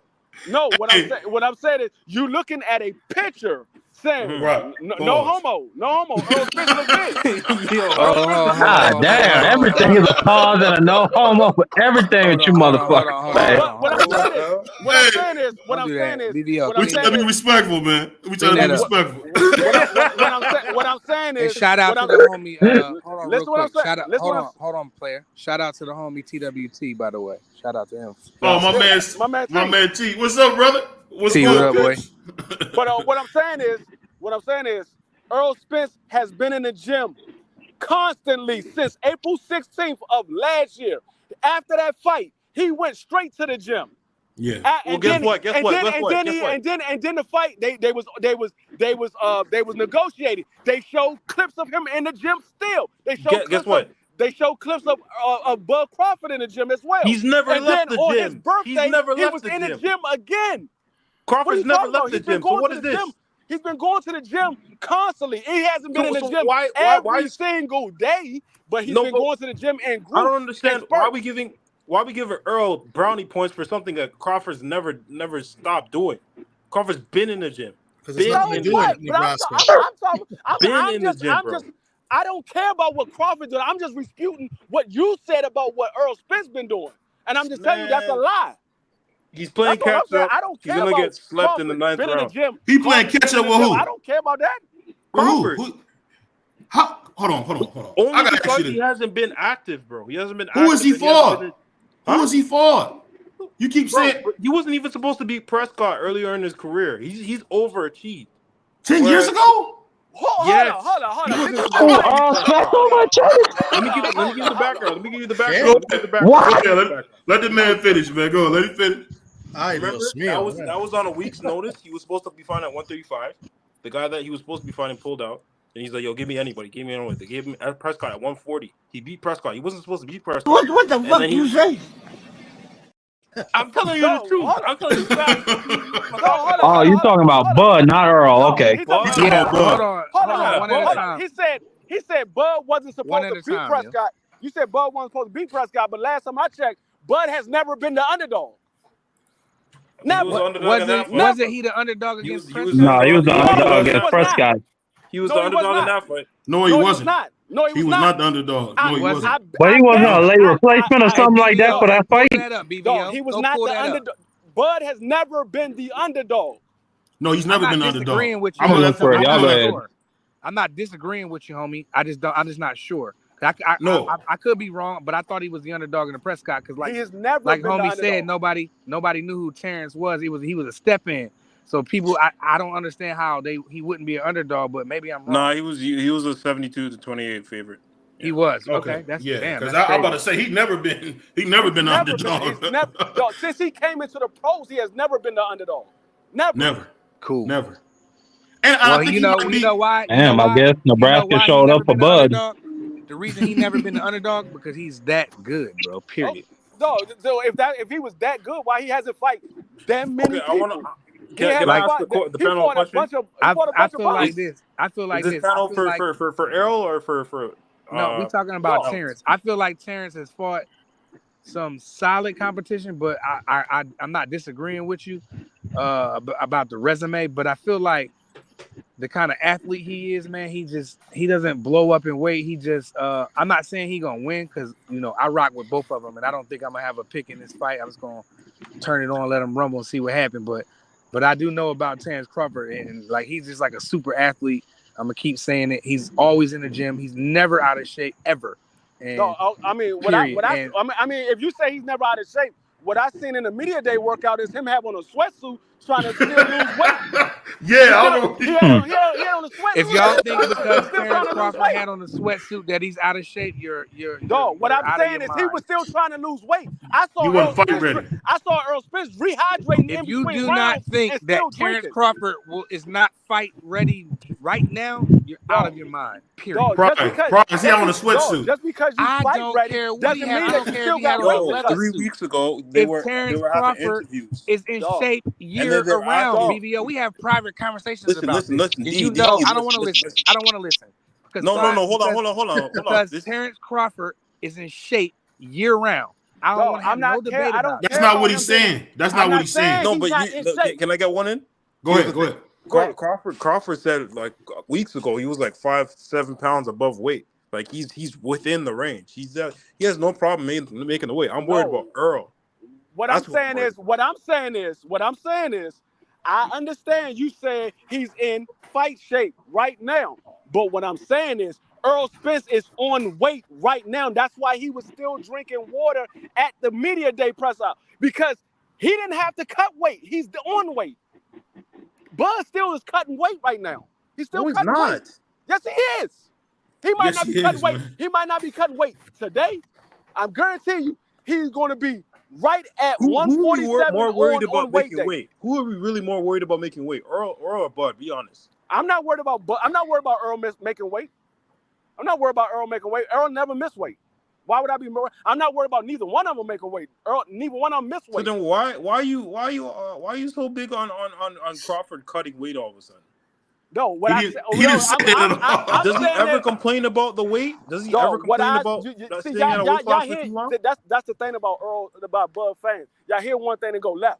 I said what I seen was Bud Crawford still had a sweatsuit on trying to cut weight, and Earl Spence is on weight rehydrating in between his rounds during media day. Is what I said. Well, I'm gonna say this. I'm gonna say this. If you look at this fight, I'm gonna be honest, and I want to hear from the whole panel. Do you guys think we getting sold a bill of goods? And I'm gonna say this because I'm looking at Terrence's resume, man. I think Al Heyman and Floyd and Earl is somewhere laughing behind the scenes, bro. Because he's gonna go in there and kill Bud, man. Because who has Bud really fought to tell you that he can beat the black Mexican Earl Spence? And I want to hear from everybody. Go ahead and start. I'm gonna let you start off, Marky D, because you've been quiet. Go ahead, Marky D. You're saying who has Bud fought that leads you to believe he could beat Earl Spence? Yeah. I mean, nobody. There you go. What about you? He fought. I mean, if you really want to say it, at welterweight, he fought the same niggas as Earl Spence, Kell Brook and Sean Porter. Them the two biggest niggas on Earl Spence's resume. I mean, your time with him. Yeah, like I don't really care about that shit. I'm just ready for the fight. The reason why that's like that is because Top Rank ain't had no food for Bud. So Earl Spence had a lot of more better opportunities and better big names than especially at welterweight. Especially at welterweight against compared to Terrence Crawford. But that don't mean Terrence can't come in here and whoop this boy. Now, don't get me wrong. I like both these brothers, man, because I root for the brothers, and you know they from here, they from over here. I'm not rooting against them, and you know, so Terrence and Bud, Terrence and Bud, but Terrence and Spence, you know, I feel the same about both of them. I root for them the same. It's nothing more. I don't. You know, I might have criticized Terrence Crawford in the past about some of the moves he made, but when you all look back at it, Top Rank ain't had no food for him. That doesn't mean he can't come in here and punish Earl Spence, because I believe that he can. And just like I think Earl can destroy BVO, that's a senior. That's when you was a senior in high school. No, that's my man Prize, man. Go ahead. What you mean by that? What I'm saying is, hold on, BVO. What you mean? What he said? What? I'm talking about the video. I asked if that's BVO in high school or some shit. He talking about the captain said, you know, when I put you in the booth, man, you was on that dance. Yeah, BVO. See, you know the thing about it is BVO don't allow me to control any buttons on this channel, because he knows that if I had control to the buttons, like I've been telling him behind the scenes when we have our conversation, and I need the control. I need my wrench, and I need a bucket, and I'm cooking. Cause like BVO be needing his chain snatch. He be needing all kind of shit happen to him. But he need to be getting smacked in the face with a pop. Man, he need that Debo uppercut. You know what I'm saying? Right. I need my buttons. Hey, finish your statement, man. You talking wild, man. I don't want to talk. Well, I don't want to finish my statement. I'm done. Hey, but this the thing. This is the thing I'm gonna say. This is the thing I'm gonna say. Only things I give my man Prize Fighter a hard time because when it comes to black fighters, they can do no wrong. It's not about the black fighters. It's about me representing. No, this is where we go. This is where we argue at. This is where we argue at. It ain't about the black fighters. It's about me representing the fighters from the United States. I can't help it that they're black. So let me ask you this. So if Canelo had waves in the beard, would he be on your pound for pound? No, because he didn't cheat it with computer raw. He moves funny, so no. Oh, he's out your pound for pound? Bro, he has the best resume in the boxing. I don't care what he got. He's not on his pound for pound. So bro, he's Canelo not on my pound for pound. I understand. D-Free. He's not on my pound for pound. D-Free, come on. So I already told you. I told you how I do my pound for pound. It has nothing to do with your accolades. When I do pound for pound, what's your criteria? Break it down, please, my brother. I know what you about to say. I know what you about to say. Break it down. My criteria for pound for pound is strictly off of this fighting style versus this fighting style. If they were the same size, it has nothing to do with accolades at all. So it's skillful. It's two dudes in Canelo's weight class. It's two dudes. BVO is the same. Real quick, I'm gonna let you cook. BVO is the same guy that said if Terrence Crawford and Inoue was the same size, that Inoue would beat Terrence Crawford to death. He won. What are you talking about? He won. What are you talking about? Now I want y'all to cook him. That's what the shit. I don't disagree. I think if everybody was the same size. I'm not gonna say. You need to be thrown in the oven with him. I'm not gonna say that Monster Inoue will beat Terrence Crawford to death, but if he wouldn't beat him at all. If he land a punch on Terrence Crawford, he might put him out. He might. Are you crazy, bro? What is wrong with you guys? I seen Gamboa do it. It'd be a good fight. We seen Gamboa do it, man. What happened in that same round? What happened in that same round? I seen Gamboa. What happened in that same round? Tell me what happened in that same round. Is Gamboa the finisher that Inoue is, bro? What I'm saying is, what happened in that same round? What I'm saying is, what happened in that same round? Hold on. Let the man finish, bro. Let him finish, bro. What I'm saying is, I seen Gamboa rock Bud Crawford. I know that Inoue hits much harder than Gamboa. So I said if Inoue happens to catch Bud Crawford, he could possibly knock him out. I ain't said he was going to knock him out. I ain't saying he is going to knock him out. I said he possibly can knock him out. Terrence Crawford, the last person that man hit, the last guy Terrence Crawford hit, he knocked the gloves out. What you say, BVO? The stuffing out his glove. Oh, you talking about avocado? Yeah, and Inoue gonna bring his own fucked up gloves, his own fucked up hand wraps. Don't even worry about that. You want to go to the gloves because that man had to cheat in order to beat David Abenija. Come on, dog. That's not a good look. It's not a good look. We don't know that. And the man knew that his gloves was fucked up because Bernie said that they was fucked up in the locker room. He said he blew up the pair in the locker room, so they put another one on, and that one was split too. But he went out there anyway because they didn't have no more. So whose fault is that? Is that everyone's or Crawford's fault? That's Crawford. That's what happens when you fight on weak ass black. No, that's what's his name? Trainer fault. I wouldn't let my fighter go out there and fight. Nigga, your glove is ripped open. No, you need to fix that. No. Hold on. Let me blame the man. One second. Let me say this before y'all go.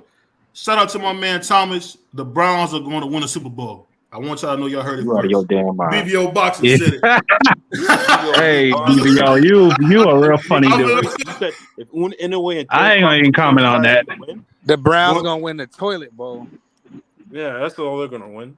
It's a better chance. The motherfucking Bengals and the Ravens in that division. I'm gonna come back to your live maybe a couple days after the fight and remind you said Inoue would beat Crawford if they were the same fight. So to death. Crawford stops. I don't know, but I ain't gonna say he gonna beat no Crawford to death. I just said no. If they the same size, if they the same size, come on, that's what we're talking about. I'm not gonna say that because BVO, that's cap. What I will Big say cap. is when Crawford was smaller, he was able to do all the things that I hear his fans say. He was switch hitting. He was moving around the ring, and he was doing different things. But as he moved up, he got complacent and standing right there in front of his opponent. He got older. That's what it was. He got older too. Yeah, it's part of his age too. But you what I'm saying is, when he don't switch it. He don't switch it.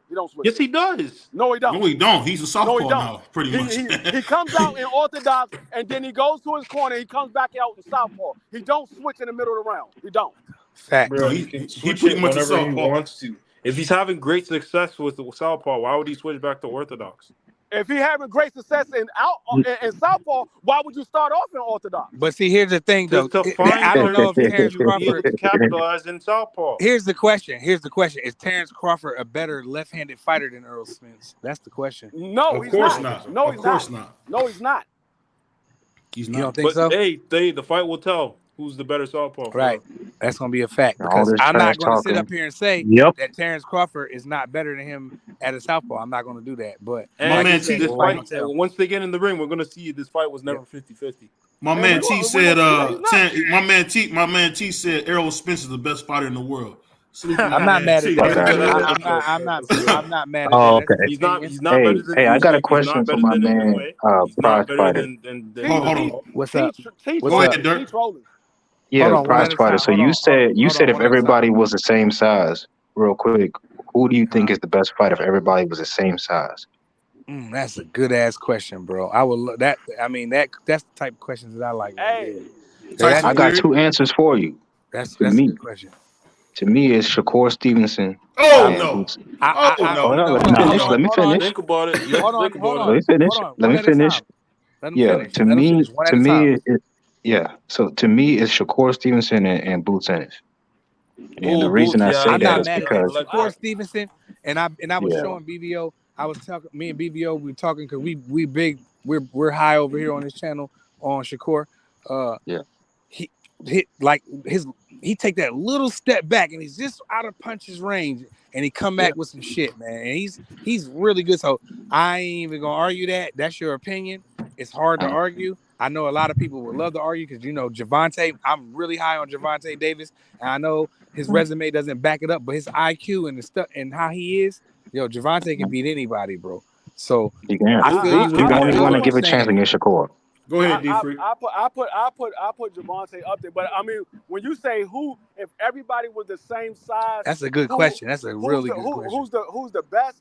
I would have to go individual. I have to compare them because everybody have different styles. So you would have to give me two people, and I would say, okay, this person to beat, and then we would have to have a tournament, and it would come down to who's the best. I can't just say, okay, yeah, this person's the best one. Yeah, this person because. But he's just going off the eye test, though. We go off the eye test, motherfucking. It's Teo. Motherfucking. If everybody was same size, my number one is motherfucking Deontay Wilder because ain't nobody fucking with his ass.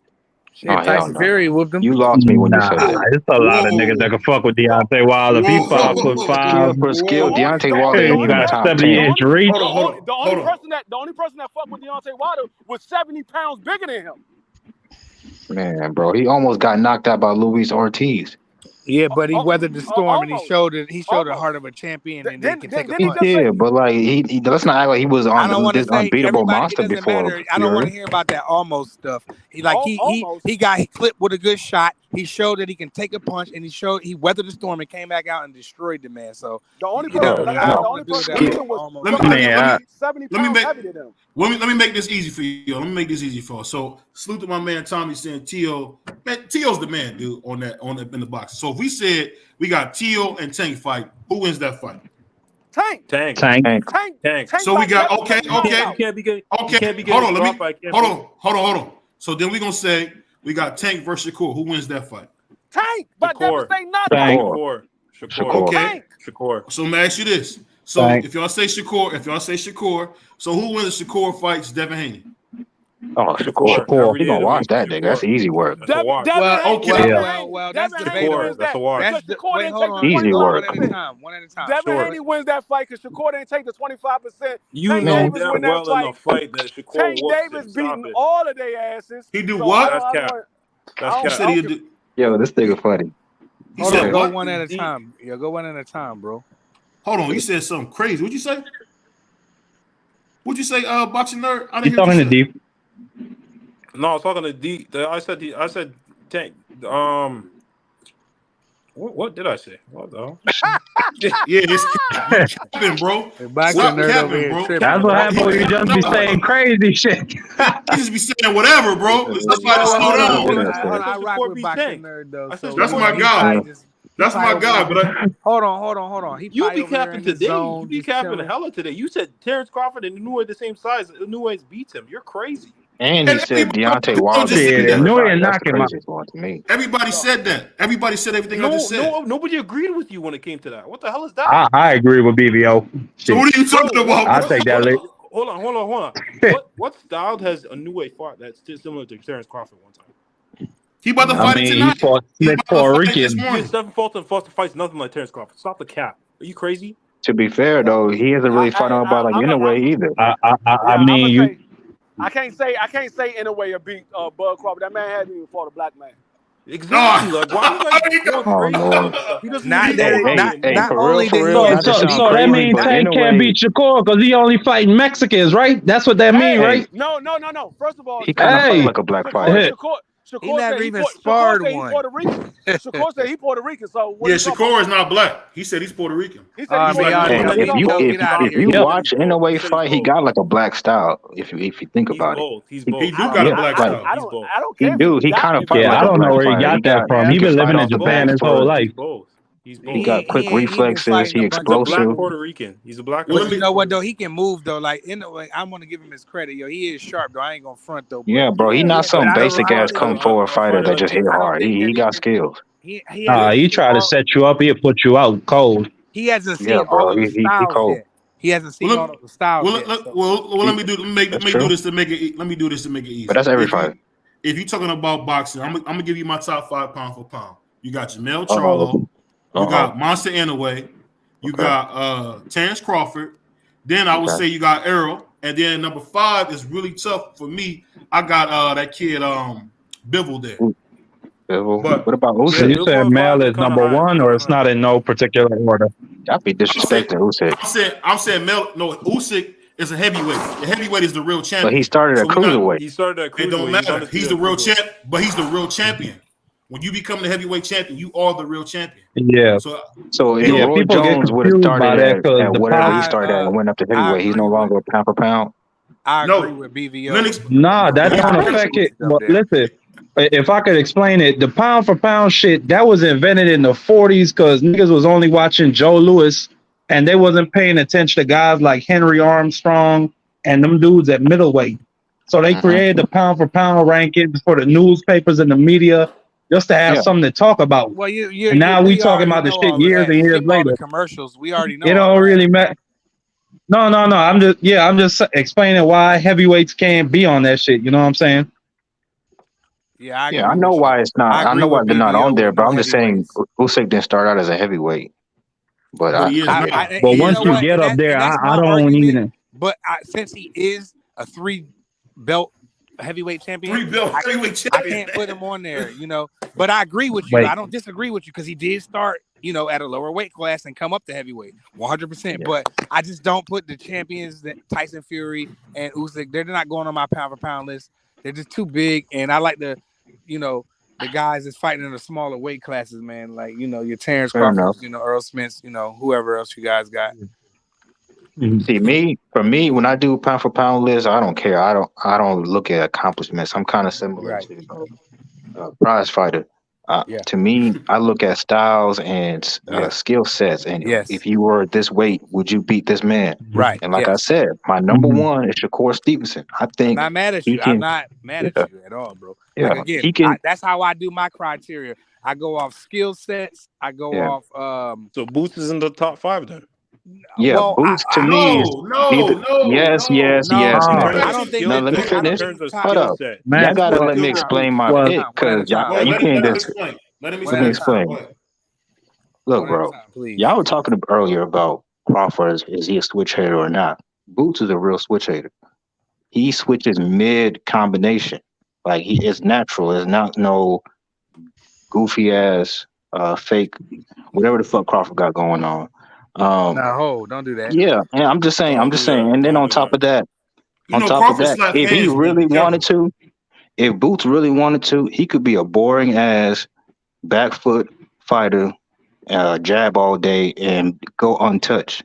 Say it again. But he don't do that. He comes forward to get you out of there because he could do that. He got power in both hands. He's a complete fighter.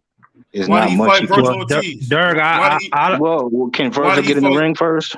He can't even get Virgil 147. Come well, on, stop Dirk, it. I can't say like I disagree He's with your ducking them shit for because a that's your reason. opinion, but I feel like you could have the skills, but you also got to validate it at least with some belts or something, or fight somebody at the top. Now His Boots fault. He gonna get niggas be there. ducking them and He beating up gonna for get his there, home but division. he's not there He yet, tries bro. to call everybody out. What are you talking about?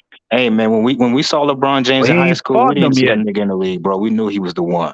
Hey, That's all I Dirk, gotta say, bro. one second. Let me grab your chain off your neck. You talking crazy, bro. You talking crazy, bro. How we talking You talking Give me your crazy. shit. How? Hey, Boxing BVO, nerd. Let me snatch your chain real quick. Too. You talking crazy? Who? But let me tell you, Give me 5 fighters more skilled than Boots. You tell me right now. Bro, My man. yeah, give me 5 more Give me talented than 5 Boots Sanders. fighters more Come on, skilled than bro. Boots Like, and be stop for real. trolling. I would Shoot, say David Morrell. Hold on. He said, "Let me answer. Let me answer. I got Oh, it. okay, go ahead. David Shit. Morrell, of course. Okay. We talking about Cool More Boy skilled than Boots. Steph. Who Cool boy Boy Steph got Steph. more talent than Boots? Yes. Oh On my defense and Now offense. you He's A and A. He's an A fighter on both sides, defense and offensively. You said So who was has more Boots. skills? Nah, Man, power. who's He don't Boots got the for? power though. That's the Who did difference. The Boots power. fight? We ain't talking about power. We talking about skill. It's a skill. We That's talking about part of power. but I'm saying like you No, got the it's skills not. and the power. That's an addition. Dirk, you Boots can't got change skills too. Dirk, you got to stop moving the goalposts, bro. He got to fight somebody. Hey, look, hold on, They real gotta quick. fight him. That's what you Hey, need to say. They BVO, need to hold fight on, real him. They don't need quick. to fight them. They need to fight him. Hold on. Hold on. Give us 3 more. Hold on, More, real quick. The homie TWT. Yo, I need to get with you. I need to get the homie Crush the Legend email or his phone number because that's my man in real life. But I got a different phone. I need his number, dog. Yeah. But carry on. I hit BVO. Crush up for you. Yo, yeah, I need that could Crush my man in real life. Like I need his information, bro. Yeah, Yeah, I hit him up. BVO, give us 3 more. Yeah, you had 2, Morrell and Fulton. Morrell, Fulton. I would say Monster Inoue. I would say Tank Davis. And I would say Sugar Shakur. That's the only one I can say. Okay, maybe These dudes, even hold him. on. These dudes that BVO just named, all these dudes that fought. Well, yeah, all these dudes that fought champions that validated their skills. I'm not saying Boots ain't skilled, bro, but he gotta fight them dudes. He gotta validate that shit before we could just put him on that pedestal. None of them dudes are more. Maybe Bro, maybe. okay, but use your eyes, bro. The way we evaluate fights is the eye test, is it not? None of them. No doubt. We don't judge a fight because of resume. None of them dudes. We can't say the eye test because there was a bunch of guys who didn't look good in the eye test that beat you up. I don't think if you seen Willie Pep fight, you would say, "Oh man, he's such a great fighter." When you first seen Lomachenko, when you first seen Lomachenko, you wouldn't say he was the best fighter in the world. He just really that nigga was never the best fighter in the world. But you saying Man, eye I'm test? trying to think eye of test. Facts. Your eyes can lie to you. That's what they said that he was the best fighter in the world, and he lost all. He his was. fights. He did look great against Gary Russell. He looked great. Yeah, but what was it? Wasn't it a split decision or majority? So like some It people shouldn't have been. He beat that nigga up. Hey, D-Free. He beat up Devin for real. I ain't seen that fight in a long time. I gotta see that again. Hold on one second. Let me ask you. Hey, D-Free. Now you a boxing scholar. Can you tell me, man, what's your top 5 most talented guys in boxing, regardless of weight class? And I know you're gonna be right now. The most talented guys in boxing right now. I will put Bruce Ennis on there. I will put wow. I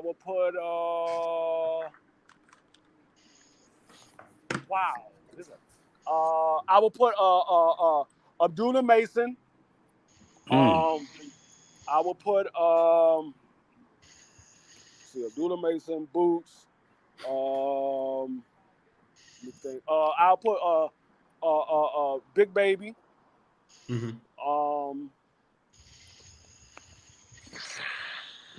I put Tank Davis, Shakur, and Devin. That's more than 5, ain't it? So, I mean, I put honorable mention. I had to put those three in at the bottom because they pretty much are they almost the same, but they're different. Like Shakur and Devin don't do it. Don't say it. Don't say it. They're not the same. No. What I'm saying is they're a master at judging distance. They're master at judging distance. Devin judged the distance with his jab. Shakur judged the distance with his footwork. But Shakur is a more better defensive fighter, and Devin is a more better offensive fighter. But when it comes to Tank Davis, Tank Davis, I don't know about offensive. I don't know about offensive. He's not betting that nigga anything. If you look at that. I'm going by the stats in boxing. Devin Haney is top 4 as far as jabs and punches landed, and Shakur is not up there with Devin Haney as far as jabs and punch landed. Now I understand his defense is better. His defense is better. As punch landed on him, his defense is better. But his jabs and stuff like that, he don't have the jab that Devin has. Hold on. I know the homie The T. thing I don't like. Hold on. I know my homie T ain't say Conor been the future of the sport. He trolling on that. He been trolling for the last hour. He been trolling for the last hour. Yeah, he has, man. Hey, but Thomas, I gotta say this to my man Thomas from the Bronx. The best fighter to come out of New York in a long time is a guy named Richardson Hitchison. That boy Africa. You heard it first. He better than Devin Haney. He's special. Yeah, he is. Yeah, he really is. Bro. He didn't get his opportunity yet. I don't want to go that far and say. Hold on, one at a time. I don't want to say he's that far. Go that far and say he's better than Devin Haney, but we're really high on him on this channel right here, yo. He just he didn't get his chance yet. That's all. Yeah. Why is he doing all this talking? I like Kitchen. Bro, see, that's he got some good fighters over there for him to fight too. That's what's fucked up about boxing. You got niggas who are contenders that's more talented than some of these champions. Yeah, because that happens all the time. I mean, that's how. That's how the game goes. You got to be a challenger. You got to be a challenger at some point. Yeah. One at a time. Hold on. Before we all got to take one at a time. I know we all jumping in, but one at a time. Let my man D Free finish. Go ahead. No, what I was gonna say is, I wouldn't say that that he's better than Devin Haney. Now he has some traits that's better than Devin Haney, but I wouldn't say he's better than Devin Haney. He don't even have the experience to be up there with Devin Haney, like, because I understand he got some skills or whatever, but you got to remember he had to learn from Shakur Stevenson, and so you can't say he's better than somebody. He's still learning. Devin Haney is already up there, and he's the undisputed champion. Devin Haney, he's been through the fire. I mean, regardless of how we feel, how he the last couple of fights he had. I mean, we just saw this man beat Kambosos for the undisputed title with just a jab. He beat that man the whole fight with just a jab. We seen Kambosos though. Yeah, Kambosos ain't shit. Yeah, hey, that ain't really like a huge deal no more. I don't think I was hitting like you thought it was.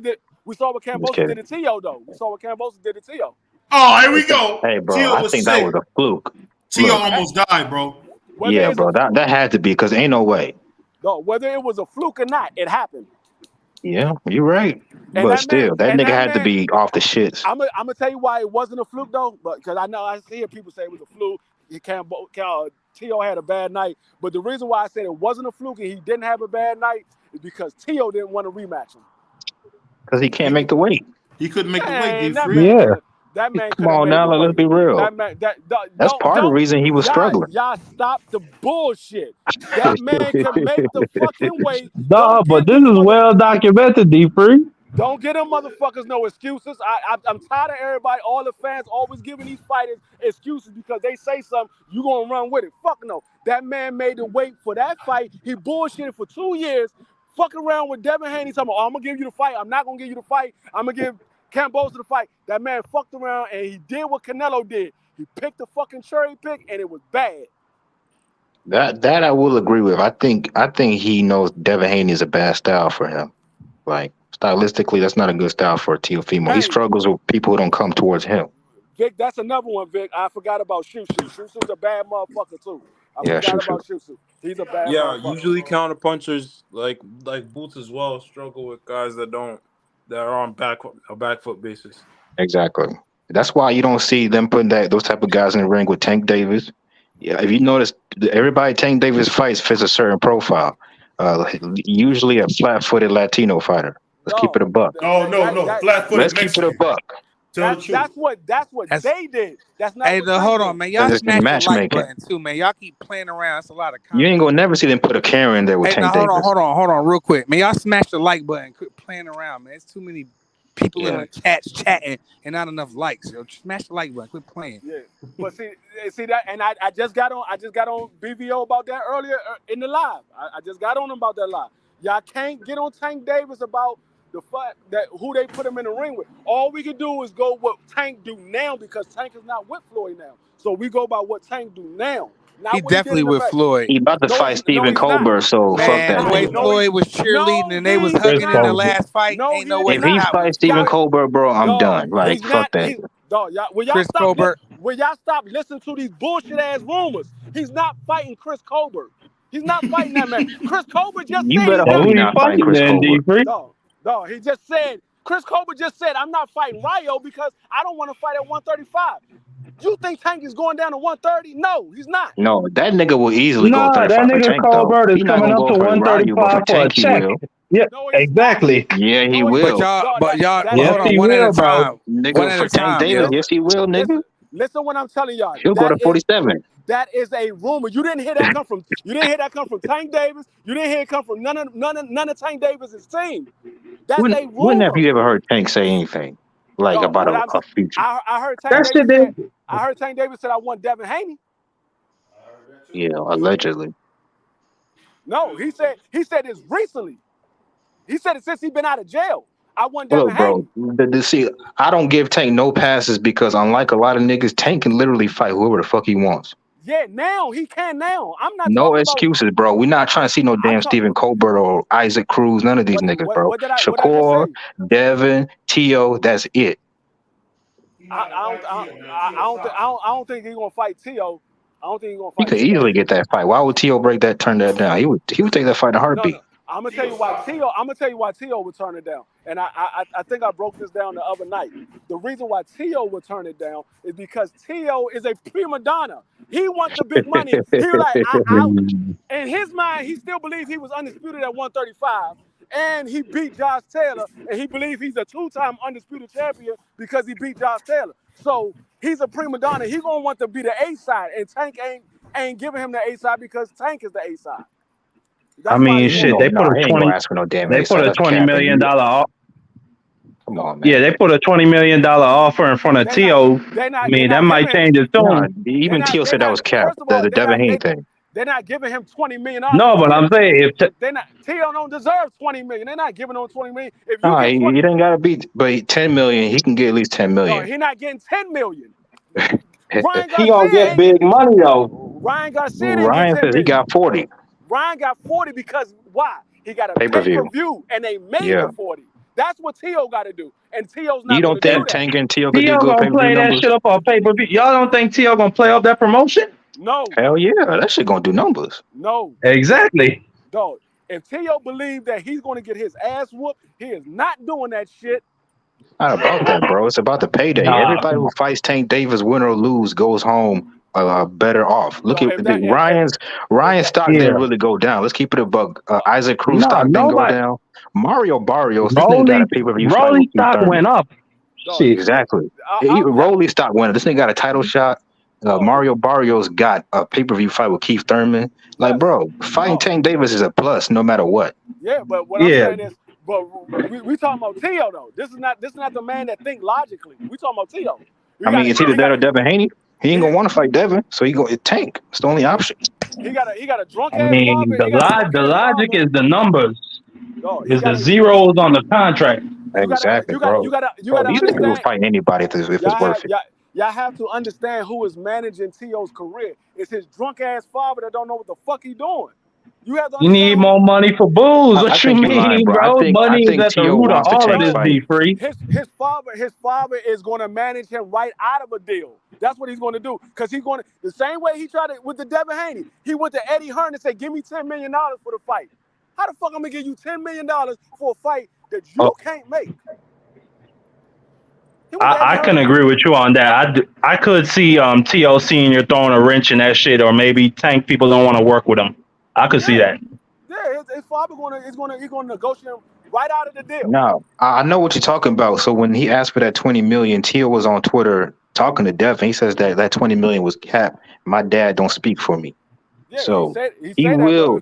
If Tank and them give him a reasonable deal, which they probably will, he'll take that fight in a heartbeat. Nobody's turning down a Tank fight, bro. I don't care who you are.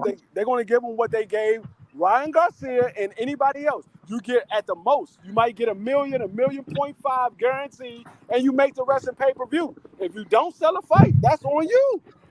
Oh, they're gonna sell the fight. That's an easy sell. That's an easy sell. I'm just saying, I don't think he's gonna take the deal. I don't think he's gonna take because he looking. I don't think so either. He's looking at that guarantee money. He's gonna like, no, I want $10 million right now, like motherfucking Bud did. I want $10 million right now. you know what it is, and I gotta say this, guys. When we're talking about former Bob Arum fighters, they're used to the upfront guaranteed money, so they don't care if it wins or sells. But Al Heyman does the whole bet on yourself program. And honestly, from what we've seen from Teo, I gotta agree with D3. Teo's not gonna take that. Teo wants the upfront money, and I'm gonna tell you why he wants the upfront money, because he could easily have fought Ryan Garcia, go right into that fight. He could easily fight Tank, but what you see him doing? Nothing but dumb move. His dad is gonna really walk him right out of boxing, man, without no money, man. He gonna leave boxing without a bag, because his dad is I'm telling you, man. I don't know if it's that Bud Light that Tom gave him or what, but something's going on with Teo's dad, man, because he just keep making dumb decision after dumb decision, and he really hurting Teo's career. Because I'm gonna tell y'all what, man, with Teo's resume, bro, if that was Tank, niggas would be over the moon about Teo, because Teo done fought everybody. Teo done fought That's a hell of a resume, and he ain't got shit for it. Two-time lineal champion at 25. That don't happen, bro. That don't happen. Hey, D3, you know that, man. The lineal champion. I mean, you the man. So, go ahead. No, I was gonna say, yeah. I understand that, but like I said, you're not dealing with a person that's logical. So yeah, that makes sense. I mean, and you know better than us, man, because you know you got family that deal with them, so you know like how Al Heyman is moving. Teo should have signed with Al Heyman 5 years ago, man. I don't know why. Bro, that's that fight, bro. Think about that shit. That fight is easy to sell, and think about this. What are Teo's other options? Fight Ramirez at 140? What are you gonna get for that? Nah, but there's another champion. BVO, what's your favorite guy at 140 that can beat everybody to death? The kid, you don't even know his first name? Matias. Yeah, why the fuck would he fight Matias? What is he gonna get for that? Guy, you know, Tank can challenge him if he wants to. You know, the kid got options. He's pretty much number one in the sport right now, and he got options. But you know, we're gonna. The thing is, hold on. Devin, he might avoid Devin, but he ain't gonna avoid Tank. Hold on. Nobody's avoiding Devin, bro. Nobody. Tank. Yeah, they is, bro. He don't suck. Can fight whoever he wants. Do you say Devin sucks? BVO does the way he talks about him on his channel. What's wrong with these takes today, bro? Because Javante has he has high IQ. He has great ring generalship. He has a great left hand. I mean, he can move. He can take a punch. I mean, Javante, I don't care who he fought. We talking about Teofimo Lopez is the best, man, out of the four kings. It's Teo, man. I know what I'm looking at. Teo's a big hater. That's what he is. He's hating on Terrence Crawford. But we don't. But undisputed. Teo beat the names though. Yeah. Name him. Who we talking about right now? Who we talking about? He beat Lomachenko. He destroyed Josh Taylor, a former the undisputed heavy, not heavyweight, but 140-pound champion. Super lightweight. Yeah, he destroyed him. So on this channel, and I criticize Teo. You can go back and look at these different lives where you hear me grinding Teo up, but the man won what he won. So on this channel, put respect on Teo's name. I know he corny. I know he corny, and I know he be saying stuff. I know his dad corny. They corny lame, but the man won the fights. I agree. I give him praise for that. Hey, I give him props for that, but that's about it. That's it. But see, D-Free, hold on. I got to get back on camera. D-Free, you see how you do that? This is what D-Free does. Yeah. Let me say this real quick. D-Free says, I want to see the fighters fight the best fights available. And you see Teo doing that. Why are you not giving him credit? He's fighting the fights. I give him props for beating Josh Taylor. That's it. And what about Lomachenko? He got props for that. I did not give him. That's when we was rocking with Teo. It was after that we stopped rocking with Teo because he did all that bullshit and ducked Kevin Haney. That's a fact. But he came back. He was undisputed. Hold on, BVO. Hold on. Let me do it. BVO, let me do it. Hold on. Go ahead. Yeah, you right. Free is 100% right, dog. Like that's when we stopped rocking with him. But he bounced back and destroyed Josh Taylor. Man, it's hard to pick against him now. Like for me, listen, I'm with you, big really bro. Listen, I'm with you with that Teo because he got the belts and started acting real brand new. I'm with you, but he bounced back and he destroyed Josh when everybody except for BVO and a bunch of other channels, big channels, picked against Teofimo, and he went in there and was in his bag against Josh. So it's gonna be hard for me to pick against that boy. I'm gonna tell you like this. I picked against him too. I thought Josh Taylor was. We all did. I picked him to win. What I'm gonna tell you is what I saw. It wasn't what I saw in the fight. It wasn't what I saw in the fight. It's what I saw after the fight. This nigga said he retired because he only got $1 million and he brought $100 million to that fight. Hey, Free. Hold on. He said he brought $100 million to that fight. Nigga, you was fighting in the smallest fucking room in Madison Square Garden. Hey, you he said that, or his daddy D-Free? He said that. He said Free, but we from a different era though, dog. You know these new cats is emotional. You can't take that shit serious with Teo talking. I take him serious because he always saying you can't, bro. We from a different era, bro. We from a different era, my guy. I know. We from a different era. But these boys are sensitive. These young boys are so sensitive. Boxers, rappers, actors, all of them. They all sensitive. So you can expect some, his emotions was flying. He won the biggest fight of his life, probably. Maybe you could argue against Lomachenko. Hey, shout out to my man Thomas from the Bronx. He said he was at the fight, and most of them motherfucking fans was there for Xander, not Teo. For who? That makes sense, Xander. that poor. Yeah, they wasn't there for Teo. That what they was there for who? Xander.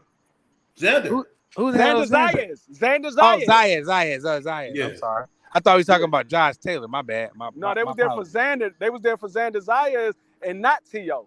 I don't care who they was there for, but Teofimo Lopez winning the fights, bro. And right now, like whoever he fight next, I'm paying close attention. Teo don't even want to fight Regis Prograis. That man talking about he got all sensitive. Regis Prograis said, "Man, I'm gonna put your ass in the hospital." He was like, "Man, do that man know? I almost died in my last fight. Man, get your sensitive ass out of here." D-Free.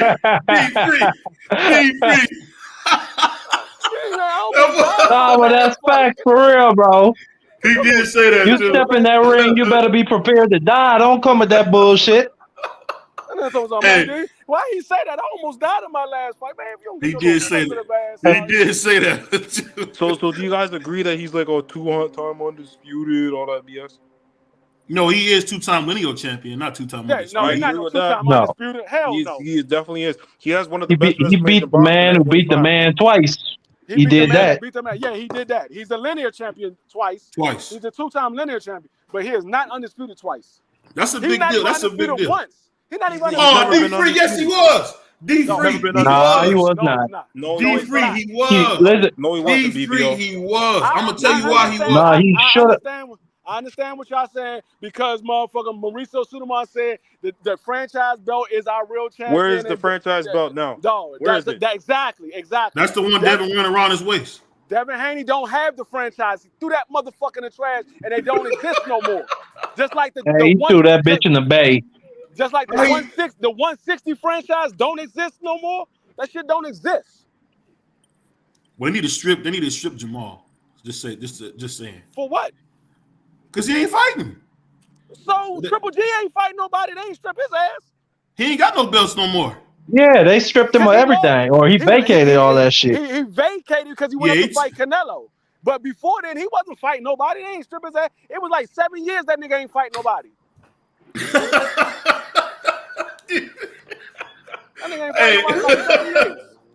I'm gonna say this. If you had a fight against Teo, and this is the thing, everybody talk about Canelo on the bum bashing tour. Why nobody talking about how Tank is on the flat-footed Mexican tour? He's been on that tour his whole life. I don't know. Niggas just love Tank. I love Tank too, but shit, you gotta call it like it is, bro. No, I'm not putting that on Tank because Tank ain't make those decisions. Canelo made those decisions. Tank didn't make those decisions. That was fucking Floyd that made those decisions. Now I'm going by what Tank does now. From this point forward, that's what I it better not be Colbert next. I'm telling you. Hey, trust me. If he gets somebody like a Colbert or Isaac Pitbull Cruz, and he didn't try to get Devin Haney in the ring, he didn't try to get Shakur, Frank Martin, none of them in the ring. Oh yeah, I'm going in his ass. No homo. Yeah, yeah. Big pause. Yo, what do you mean?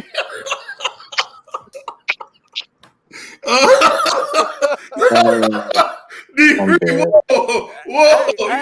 You gotta clean your language up, man. I said what I said. No homo. I didn't just say this and leave it out there. I ain't do like my man Vic did the other night. My man Vic said, "I'm just gonna bend the knee." Yeah, with my cap backwards, with his cap backwards. I said, "Whoa." What you got on your mind? I ain't do like my man Vic. I said, hey, but all games aside, man, what y'all think about Tyson Fury having a rematch clause with what's that dude's name? Francis Don't say that. Don't say that. He got a rematch clause. Y'all see that? That's shameful. He got a rematch clause. I'm gonna tell you like this. The only reason why I'm gonna talk about it because I'm on the live with you. We said we were gonna do this live together. So yeah. But I said I was not talking about fucking Tyson, the Fat Man Fury versus a MMA fighter on my damn live. He's a goofball. Tyson's a goofball. He's scared of Usyk. But because I'm on the live with you and you asked the question, I'm gonna answer. Tyson Fury need to take that rematch and the WBC belt and that fight and take his ass over to daggone Antarctica and disappear for the rest of his career.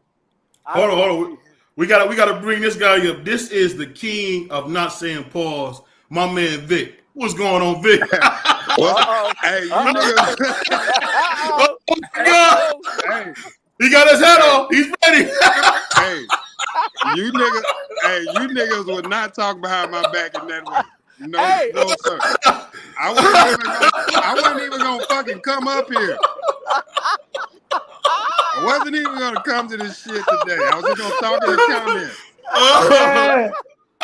That boy Vic is sick, bro. What are you saying? I don't know what age y'all are, but I'm an old nigga, man. We didn't say pause when I was growing up. I don't know nothing about pause. Cameron Mix is older than you, nigga. Stop. And they said I'm an old head, so I mean I say pause because I mean everybody said I'm in DC. There's a lot of skeptical people out here, so you gotta say pause. Yeah, I'm out here in the DMV too. I'm in the DMV. No, you in Maryland, man. That don't count. Yeah, I mean, it comes to DMV. What part of Maryland? What part of Maryland? He by the water, man. Like by Silver Spring. Oh, you're not too far from me. You right there by this. No, that's what I said. Man, BVO need to be quiet. He don't know what he don't know what the map like. I'm gonna tell you how it go. How it go. It goes Prince George's County, Washington D.C., Montgomery County, which is Silver Spring. That's where I'm at, Montgomery County. Yeah. I know exactly where you at. I'm right, Country, right now. I'm right here in Temple Hills. I know exactly where you at. Oh, okay, yeah, you ain't far. That's a fact. All right. I know exactly where you at. Heck yeah. I said, these niggas in here talking behind my back. Let me get the balls, man. Ain't nobody behind your back, man. I didn't talk behind. I didn't talk behind your back. I knew you was in the chat. Yeah, we see you in the chat. I started fumbling my phone. Y'all got me.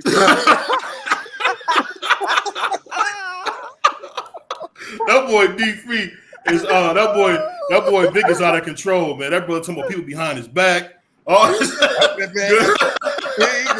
you go. that nigga said if Earl Spence wins the fight, he gonna bend the knee. Guess what you said? Don't worry about it. Wow. You don't have to worry about that. And you had your hat backwards. And you had your hat backwards. I gotta worry about it because Earl Spence gonna win, so I gotta know who you bending the knee around. That man gonna get the dog shit beat out of him. Okay. Hey Vic, how much we got on that fight, Vic? I got about 1,600 in the win.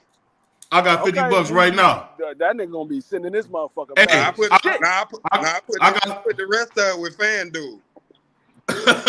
I got 50, man. We set? Oh, me? No, yeah. I got my money out. I mean, he know not to put no money on that. Man, I'm 1,600 in with he gonna be mad as shit. I'm 1,600 in with niggas. Come to seventh round, that nigga gonna be like, man, Bud, swing back, Bud. Swing back, Bud. Come on, man. Don't just let him hit you like that. Swing back, Bud. Swing. I did like Ugas out there, man. Did y'all hear me saying? I did hear he's gonna look like Ugas. Ugas is a flat-footed body bag, bro. I did. That's an Olympian. That's what Bud gonna look like. Ugas is an Olympian. Did y'all hear the news that Bomac signed a 3-bag deal with Cheetos? Man, so come on, BVO. Yo, Bomac. BVO, why y'all doing that?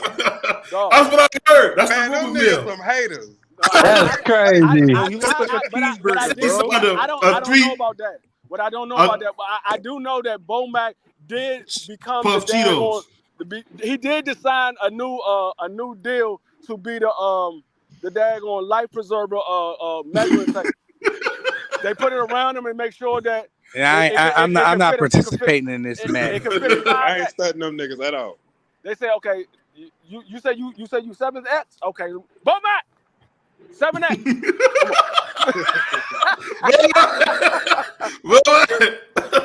Hey, you know what's funny? That boy Bomac, he got a body suit on pause, man. I'm gonna ask an honest question. What's that? All jokes aside. If we was on a motherfucking boat, a cruise ship, and that motherfucker was sinking, and you know they got that little life preserver that you get in there. That motherfucker is a blow up joint. It ain't no motherfucking metal boat. It's a blow up joint. You, Bomac, and a couple of other people, but only 4 of y'all can fit, and it's 5 of y'all. Who y'all kicking off? Nigga, Bomac is at least 3 people. He got to get the fuck off, bro. You crazy. 70 pounds. Me and Bomac ain't gonna make it. I'm gonna throw that nigga overboard. I'm gonna tell you like this. I ain't even doing that shit. I'm using Bomac as my life preserver. I'm floating on it. That nigga gonna lay face down, and I'm gonna be floating on that nigga. Oh, y'all can get in the boat. Give me a motherfucker roll stick. I'm gonna say, Bomac, lay your ass down. Oh my God! Hold on. Hey, Josh, man, I gotta say this about my man. Josh says no, Spence took Ugas' legs away. At the end of the day, man, I gotta snatch your chain, bro. No, he didn't. He beat him to death. No, he didn't, bro. He just beat him to death. Ugas never had no legs. What are you talking about? Not since the amateurs. He never had no legs. Who? Hey, Ugas is a statue. Always been a statue. In the hey, I wouldn't say that because he had legs when he fought Manny Pacquiao. Yeah, he did. Yeah, legs when he fought Manny Pacquiao. Yeah, he did. He was on his bike the whole fight. Who? Ugas. No, I thought Ugas stood there with Pacquiao. Hey, I think my man Vic got dementia, bro. I seen that man beating the shit out of Pacquiao's body. Yeah, Pacquiao. The problem was Pacquiao couldn't move his legs. He ain't had no bounce in his legs no more. Yeah, Pacquiao wasn't moving. That's the problem. I'm saying is, when the fight first started, Ugas was bouncing around the ring because Pacquiao was going at him. And then once Ugas started hitting that body, Pacquiao legs disappeared, and then Ugas started coming forward. But Ugas was on the back foot for the majority of that first half of that fight. But was it working? I don't remember that working. If he did it worked because he used Pacquiao to use his energy that he had. It worked. He did exactly what he was supposed to do. He tired him out, but I'm saying to say he got legs, I thought it would have to be a good set of legs. I don't know. I mean, now to say a person that don't got legs, that's like Canelo. That's a nigga that don't got legs. That nigga Canelo, David Benavidez, them niggas don't got legs. Ryan Garcia. Ryan Garcia. Them niggas. I'm not gonna say Ryan Garcia now. Errol Spence Jr. ain't got no damn legs. Y'all skipping one nigga, the main nigga. Okay. Wow.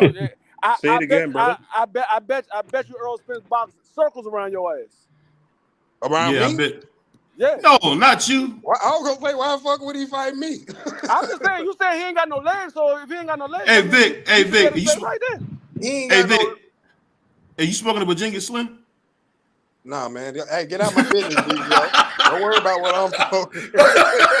I really got a Virginia Slim over there. Y'all see that?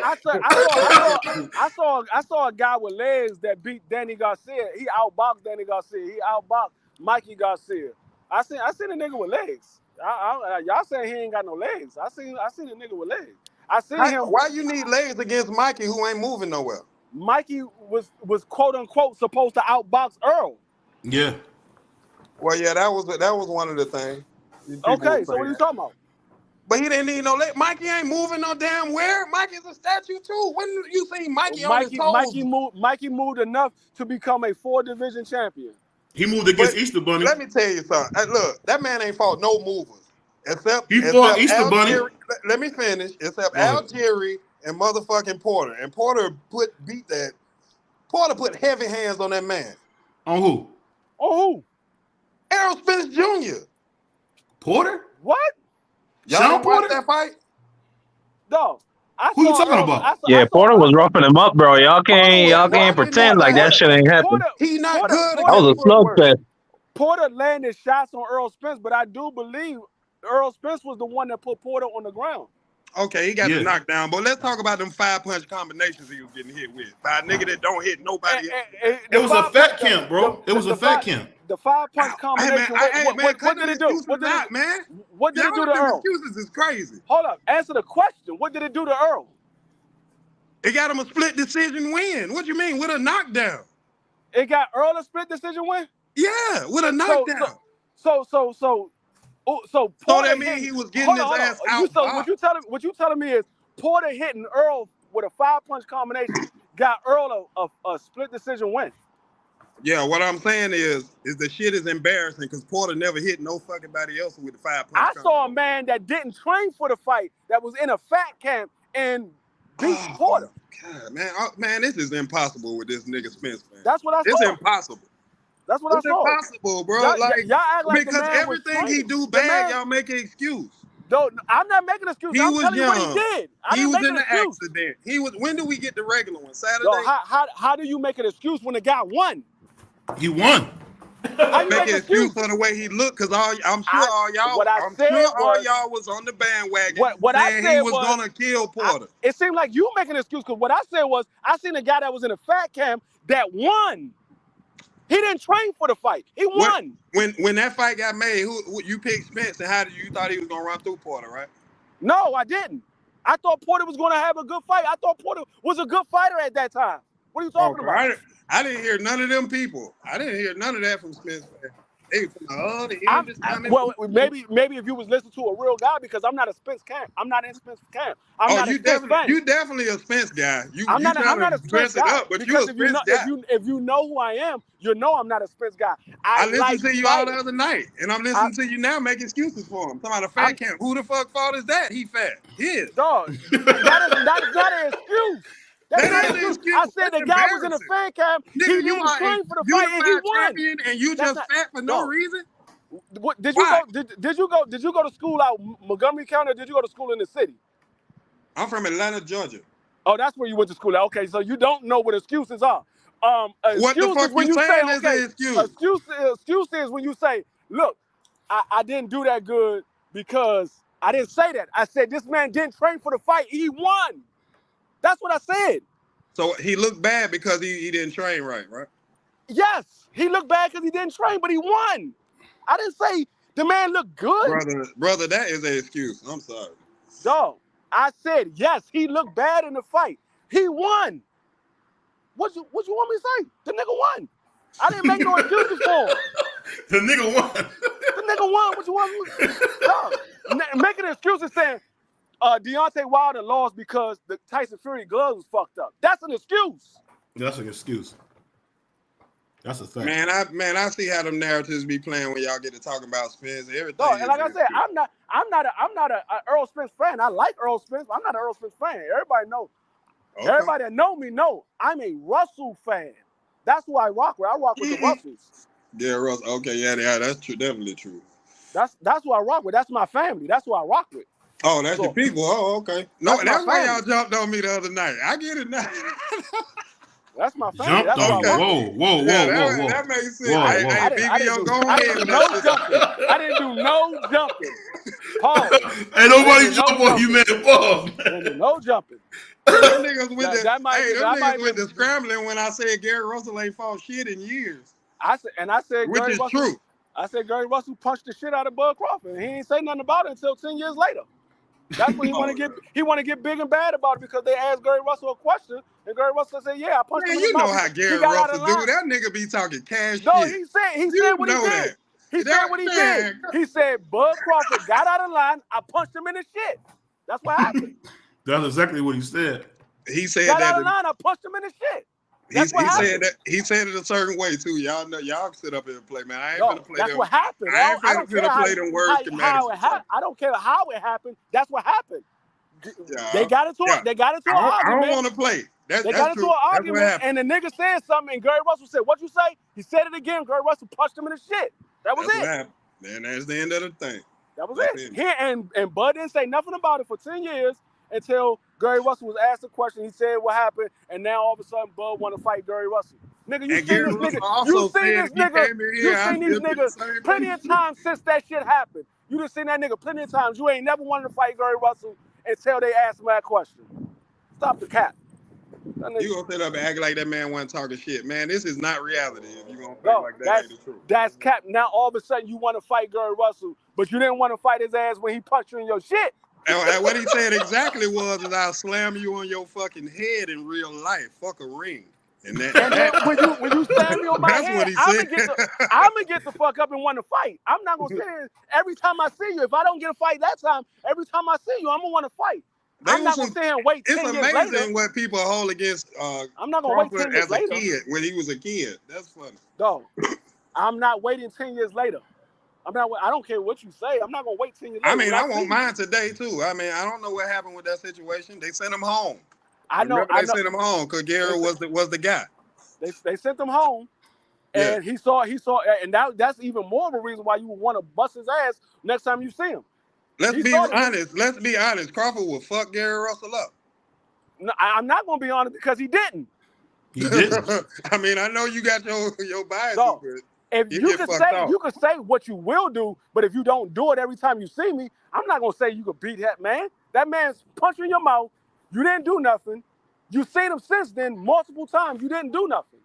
So I supposed to think that they held him back. I don't think he was. That's why he couldn't get him back. I supposed to think that you could beat that man because you seen him. You've been in the same man. He'll whoop Gary Russell ass tomorrow. That motherfucker's a midget, bro. Compared to Ken Crawford, like that's not even a fair fight. Whatever he a midget or not, he punched him in the shit. I mean, and then they held Bud back. That's why he couldn't retaliate. I understand that they held him back, but the Bud seen him after that. if you wanted to get at him like that, bro, they grown ass men. You think this man who's a multi-millionaire just gonna jump out of nowhere and just start beating up Gary Russell? Come on, like let's be they was real. not multi-millionaires when they seen each other at that time. This is not hoodlums. These are professional athletes. Like they can't be doing stupid. These guys was not No, multi-millionaires. I'm being for real. Like this man with kids. Like if Gary would have said something, maybe something would have popped off. He's about to do that in the store for that. What I'm saying is, when that happened, and then he got sent home or whatever, he seen them after that. They was not multi-millionaires. Bud Crawford. Well, I don't know about that story. That could be true. That's different. Crawford was still in his first contract with Cameron Duncan. He wasn't making millions then. He seen Gary after that. He seen Gary since then. Hey man, I'm gonna keep saying it, man. We got all these comments, man. Y'all smash the like button, man. All I know about Gary is that nigga fight every 2 years. That's all I know. Playing with us, man. I don't care about none of that. Wow. That nigga ain't even a fighter anymore. Quit playing with us. What Gary do when I told him he should go ahead and train his brothers. He's a trainer. What Gary do when he seen Crawford? He flinched at him or something? What did he do to him? Huh? He flinched at him. I said, what Gary do when he saw Crawford? Flinched at him? Like, no, he looked at. Matter of fact, he did an interview not too long ago. He was sitting in the barbershop with Crawford's his cousin or his or nephew or somebody, and they said something. He was like, man, yeah, he said Crawford come in here and get out of line, I'll smack him in the shit again. And then you see how them niggas was looking at him like, nigga, shut up. Crawford folks are standing right there. He ain't say shit. Look, Porter and them was looking at him like, nigga, yeah, all right, you let it go. Whether they looked at him like that or whatever, his folks are standing right there. He said, man, he come in, he get out of line, I'll smack him in the shit again. I think it's crazy you implying Bud is scared of this nigga. That is I didn't crazy. say Bud is scared of him. I said Bud didn't do nothing. I said don't act like you want to do something now, and it was years gone. What the fuck you say? It's not like this the first time you've seen him since that shit happened. Baby boy was just talking from a home team perspective. I can't have this conversation with. I don't know why. I just know I grew up in the street. I mean in the hood. I grew up in the hood. I know how we are out here. If the nigga punch me in my shit and I can't get to you today, but I see your ass later. Oh, I'm getting your ass later. I mean, but like, how many kids Bud Crawford done had since he got punched in his mouth by Gary Antoine Russell? I mean, by Gary Russell. That's the bro. Like he a whole nother man by this point, bro. Listen what I'm saying. Listen what I'm saying. For him to say what he said, man, I'll break your neck for real. We ain't got to get in the ring because Russell said, man, give me 1.5. We can get in the ring. He said, man, we ain't got to get in the ring. I'll break your neck for real.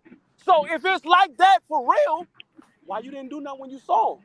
It sounds like Gary trying to walk it back a little bit. Y'all saying, oh, he's making millions. This that. Gary said, let's take it to the ring. He said he want to do it in the street. So don't take up for the nigga when the nigga say he want to take it to the streets. Man, I've been trying to let this I mean, from the way it looked to me, from the way it looked to me, it looked like Gary was just bringing up some old shit for clout, and Crawford was just addressing it. Like, I don't think he took that shit serious. And yeah, the situation ain't really grew into nothing. And it didn't grow into nothing because Devin Haney ended up jumping in, and then that whole Bud Crawford shit went away.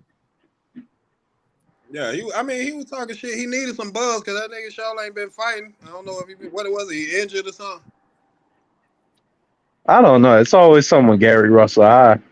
All I know is Gary wanted to take it to the ring. He wanted to take it to the streets. Y'all saying, oh, this man that had kids and all that. He didn't want to say he wanted to take it to the street. Gary said he wanted to take it in the ring. That's all I'm saying. Gary said he wanted to fight him in the ring. He got on the scale and said, look, I'm at 143 right now. I'm right there. The way he told the story wasn't the way the niggas that was there told the story. You know what I mean? So that's why Crawford was a little agitated with the shit. I guess. The way, you know what I mean? How you want to say the way he told the story? Hey, Vic, you a troll, man. You a troll. No, it's just other people that, like, what's the nigga named Charles Dargan? The guys that what's the nigga? Hey, hold on. talking about facts. Hold on. My man Vic got on here with some K2 rolled up. Talking crazy, man. At the end of the day, man, they was never going to... It's that good shit today. Yeah, that's a fact. Yeah, I didn't hear I mean, we're gonna Crawford talk say, true. I'm just saying people that was there. You know what I mean? That's what they said. I'm talking about what you just said. You it said, wasn't so gangster like you Gary Russell telling like he slapped him and then walked away in a little bit of smoke or some shit. You know No, what I'm saying is, you said the way he told the story, he was agitated because the way the other people said it went down, it wasn't the way Gary said the story. How the hell do you know? He felt like I'm just telling you. I'm just telling you, how do you know? Bud never said, "Oh, it didn't go down like that." I heard my man say the story went down like this. No, he did. No, he actually did. He said it was other niggas there, and then when them other niggas said they little bit, they didn't go too deep into it, but they was like, yeah, it was. He sucker punched them and got covered. It happened. He didn't do it and then stand up like a motherfucking hero. I know that didn't happen. Okay, I don't know if you know what a sucker punch is, but a sucker punch is when you catch a nigga off guard. So if a nigga says something, y'all get into a little argument, and nigga say something, and he say what you say, and you say it again, and he punch you in your shit. Okay, we'll say he stole him, then they grabbed him. What else? I don't really give a fuck. The niggas jumped in between. That was it. Niggas jumped in between. What are you talking about? He didn't do nothing. They jumped in between. Yeah, he hit him. He went on by his way, and Gary went by his way. Yeah, but you can't say it like you chumped the nigga. He gonna say something. What I said was, if he was that mad about it, he's seen Gary since then. It wasn't like he waited years later. He never seen Gary. Gary disappeared. It was years later. And all of a sudden now he's just now seeing Gary. He's seen Gary. I mean, Gary should be grateful. Nigga probably would have lost his life that day. So, it's a good thing the nigga jumped in between. Maybe hold on, he was scared of all his brothers. There's 100 of them. Hey, hold on. I want to ask y'all something before we get out of here. So, we have a lot of fun talking boxing. Me and D Free and Prize Fight are gonna be doing a lot of lives together, man. Because I think D Free's the funniest nigga on YouTube. I thought that nigga is funny. I thought I was funny, but man, when we get with my man D Free, it's crazy. But I want us to do a podcast next Monday, around the same time. I want to see if y'all same guys can come. But I really want us to talk about what we dealing with as blacks, man, as far as the black on black violence, man. I really want to hear from each of y'all about what we seeing, because we having fun talking about boxing, man. But I keep seeing, at least in my city, I keep seeing black kids, Spanish kids dying every day for the dumbest things. Maybe we can share some opinions, let each other know some stuff we don't know, because man, it's an epidemic that we got dealing with right here. I'm gonna tell you right now, that's one of the reasons why I retired from the police force. I got tired of seeing that shit. I mean, because if a cop, God bless all the cops, man. If a cop kills somebody, why didn't nobody tell me he was a police? You would start there. I retired from the police. Hey man, smoke your mo. Hey man, smoke your mo, man, and chill, man. Yeah, I know you're. It's legal in DC and Maryland anyway. But you know what? I think honestly, man, Dirk, you will have a good insight on this. Prize, my man, Boxing Nerd, Vic, my man, Marky Dent, man. What we seeing with young black men, it's crazy, man. These dudes will never see 30. What we seeing now, these young dudes will never see 30, man. I mean, and I'm gonna be honest with you, man. I'm 32, and this is the best time of my life. If a nigga 17 think the best he's doing is 17. We need to have more brothers talk about this, but that's something I want to do, man, because we're going to have all the big fights over. But I want us to all, man, talk about this, man, because it's just bad to see all these young dudes dying, man. We seen the young dudes with the purses, with the wallets. We see Tank. I think Tank had on bell bottoms and heels and lipstick in the purse. We got to talk about this stuff, man. Right now. That's what it was. Conversations, though. That's what we, hey, Dirk. Definitely Dirk. I know. When I see him in that Ryan Garcia press conference, this is no joke. All he needed was a tongue ring, bro. He looked crazy. That's all he needed was a tongue ring, bro. He looked crazy. He looked crazy. I'm gonna tell y'all something. Devin Haney right there behind me is like Devin Haney trying to mark what he do. Yeah, you see Devin Haney had a big grandma purse. Haney be looking like a man when I see him. Tank be prancing a little. I don't see Shakur doing that shit. So I don't. But BVO, you know what somebody told me? All these dudes get dressed by gay designers. That's why they be looking so feminine. And a lot of the designers, period, are gay designers. A lot of them. I ain't gonna say all of them, but a lot of them is anyway. Tank sold his soul. That's why he the pay-per-view guy. He sold his soul. Dirk, man. We ain't I'm talking just saying. we ain't talking I'm about just that saying. booby stuff, man. What I'm saying, I'm just what I'm saying, I'm serious, man. And that's the thing. We laughing about the wrong things. Yeah. If we look at what's going on, and I'm sorry I had to bring this up, it's devastating, bro. Every time we turn the TV, how many of us see? Now we all be on YouTube. How many times we see niggas shooting at each other and they got that stupid demonic music playing in the back? I hate that shit. Yeah, I really hate that. It's like, man, that drill music. And I'm from the Midwest. The Midwest invented smoking people, digging them up. I want to kill them again. All that stuff, man. I'm telling you, man. I think we should have a real conversation on that, bro, because it's killing our community, bro. And as men, we don't do enough talking like them niggas did in the 90s, bro, about what we seeing, bro. This stuff is crazy. It was worse back then. Go ahead. I'm young though, so I can't. I've been feeling, I don't know, I've been feeling indifferent about shit like that. You know what I mean? I've been feeling indifferent because at this point, the way it is, it's like, it's sad. I was just told one of my partners this the other day in another boxing chat. He was like, I was like, I see a 15-year-old nigga acting a little wild. I gotta look at him as a threat. It ain't the days past when I could pat him and say, "Hey, brother, calm down," and do the uncle shit. Them niggas will shoot the shit out you. You know what I mean? Like, you know why you can't do the uncle stuff? You know why you can't do the uncle stuff? Because they mom for a long time would say, "Don't say nothing to my son.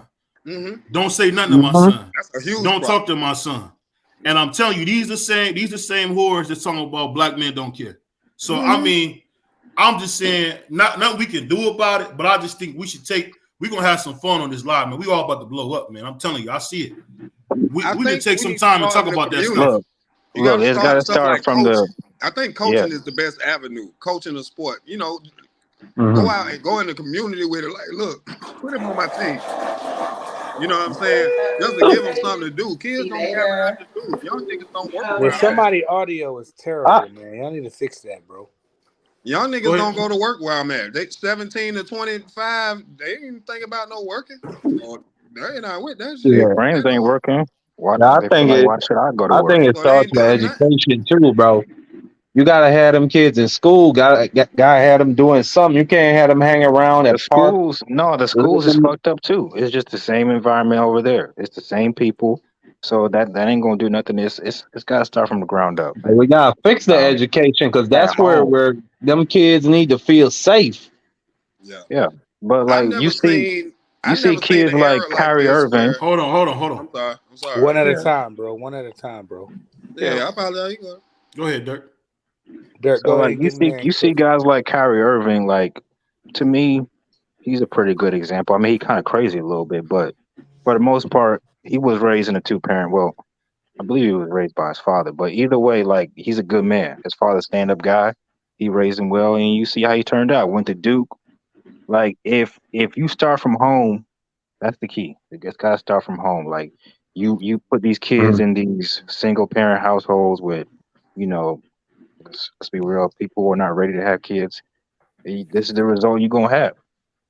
A bunch of crazy motherfuckers running around shooting each other. Emotional ass niggas. Yeah, they have no sense of. Yeah, go ahead. I'm sorry, they're not shooting because they tough. They shooting because they over emotional. They don't know how to handle their emotions. You know what I'm saying? Yeah. No sense of. Something like because that's how they used to seeing their moms blow up over bullshit. That's how females act. Good look. Man, you gotta calm yourself down. You gotta keep your composure about certain shit. Yep. I think what you said. I think what you said is true, man. What's the difference between emotional woman and a street nigga? There is no difference. Shit, both of them could get you killed in an instant. Well, it kind of boils down to between a man and a woman. Like it's certain traits. Certain. You're supposed to be stoic about certain shit. That's some of the best stuff I got from the men that was older than me that I was around. Certain stuff you can't react to everything. women can react to everything. You know what I mean? It's just the way the world's set up. We And, cannot. and not just that. Think about it. Like in these places, who are the niggas getting the most like, getting all the girls? It's the drug dealers, it's the killers. Mm-hmm. So like they get rewarded for that type of beat. And they want to be like, I got to be the best drug dealer so I can get all the Yep. females. I got to be the number Then one when them, killer. Everybody got to fear me. Like they're rewarded for that type of behavior or that type of outlook. And you know then what's them funny? Y'all niggas say, kids end up. You a hero if you go to jail, bro. Oh, that nigga, he hey, did let time. me say this. When I used to work at the coffee shop as a 17-year-old, I couldn't wait to go take a yamp to the skating ring.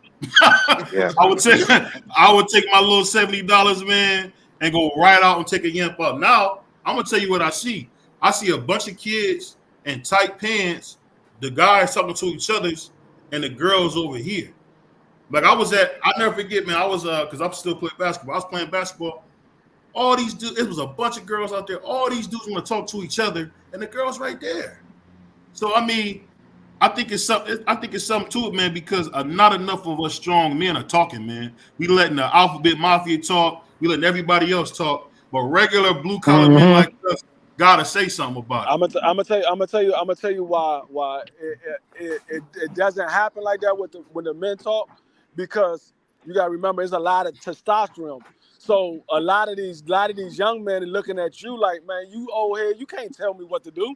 So they don't want to hear. It's very few of them that actually will sit down and listen. You have to actually get them one-on-one, because if you try to talk to them in a group, they're not gonna let. All it takes is for one of them to say something, and then all of them gonna go along with what that one said. You got to get them one by one, and you sit one of them down and How talk you to gonna them. respect authority when if you don't have a father figure, or like they don't respect their moms? See, So a lot of times, what I notice, a lot of times, if you get one and you sit him down, he might not respect you, but if you get him to sit down and talk to him, them niggas, they will listen and they'll understand, and they'll be like, you know what, you're right, and they'll listen. But you gotta be able to get them to sit down. Once you can get them to sit down, then you can talk to them. But if you catch them around a group of friends, all it takes is for one of them. Like, someone will want to listen, but it's gonna take that one to say something, and then everybody gonna start laughing, and they're gonna start joning, and then they're not gonna hear nothing you say. So you got to be able to get them to sit down. If you can't get them to sit down and listen, you ain't gonna be able to talk to them anyway. You got to get them to respect you in they way too. You know what I mean? That too. Like if the threat is that they gonna roast you for being an old head, you know what I'm saying? Let them know you can talk a little bit. You know what I mean? Yeah. But it also boils down to if they act like they finna, you know what I'm saying, muscle up on you, it's like, I wouldn't do that. You know what I mean? I really wouldn't do that. Another thing is, like, a lot of the guys that I talk to, because like I said, I used to be a police officer or whatever, but I went back to my old neighborhoods where I used to hustle at. I mean, I wasn't always on the right side of the law. I used to hustle. So a lot of those young dudes, they older now. They adults, and some of them got younger kids. And they look at me, they were like, oh, and the kids would say something, and they were like, no, that's an OG right there. I'm like, no, I'm not an OG. I mean, I'm D, but I'm not an OG. They're like, no, you an OG, man. You one brought me up out here. So they get respect from me because their fathers know, or their mothers know who I am, and they knew from me from back in the day around that neighborhood. So they get respect from that, because they be like, okay, that's an OG. He know what he's talking about. He been in the streets. But when you get somebody that ain't never been in the streets, don't know what the streets is like, a lot of times it's kind of hard talking to the youth from the streets if you ain't never been in the streets. Yeah, that's why you can't really have a common ground, because they're like, you don't know what you're talking about. You ain't been out here doing what we're doing. But see, a person like me, I grew up in the days of Rayford Edmonds and all of them. So right. I used to be out there, and I changed. Luckily, I changed my life for the better without getting caught up. I never spent no time in jail. I never had to do anything that I regret. And I took myself to the military, and then when I got out of the military gave me a lot of discipline for myself. I mean, I learned discipline because I had my father and mother in the same household. But when your father used to hustle, and you see that and you follow behind your father. That's all you know, because my father passed when I was 14. So I knew my father, when we needed money, my father would go out and hustle, because he used to work for Rayford Evans. He would go out and hustle. And so I was like, well, shit, if my father go out and hustle, they see me, they come out there, they be like, oh shit, that's Boopie's son.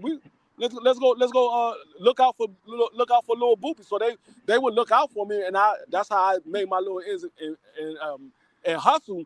But I was like, nah, I can't do this. I can't do this, because I didn't see my friends get killed. I didn't see my friends get locked up. And I was like, that could have been me. And so I changed my way. But the youngest, they know me, so they be like, okay, well, he's been out here. But if I try to bring one of my cousins who ain't never been to the streets, they're gonna be like, nigga, you don't know nothing about this. You ain't from the streets. You don't know nothing about it. They're not gonna listen to him because he don't know nothing about the streets.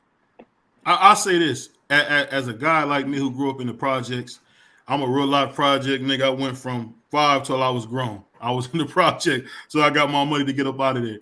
And I'll tell you what, as a kid who grew up in the projects, the hopelessness that you feel that you can't ever get out of what you in, man. I don't think we speak enough about that, bro. Like, I knew niggas that, because where I grew up at was a place called Susan Court. So they would call it SC, you know, because it sounded like the college, and they would call it the home of the losers. And niggas would get t-shirts that had SC on it, and they say home of the losers on the back. And when you see that type of self-deprecation, man, damn. I don't think people understand. Like, you talking about kid, like D Free and Vic just said so well, is that you got niggas growing up without no parents. How many of us have met niggas with no parents? Me. And the thing that D Free talking about, he talking about niggas knowing him for being a wild nigga. That's not nothing to even be proud of. It's some of the stuff that, you know, because I was a fake. I was a phony. I was trying to be something I wasn't. And I look back at that stuff now and say, man, I bet my grandma was like, man, what am I raising? Right. And I think at some point, man, as men, whether it's heard or not, we got to tell the younger guys, hey, man, if you want to make 90 years old, man, there's certain things you got to do. Ain't nobody stupid that made it to 50. There's nobody that made it to 50 that's stupid, whether they got money or they don't. I don't think people understand.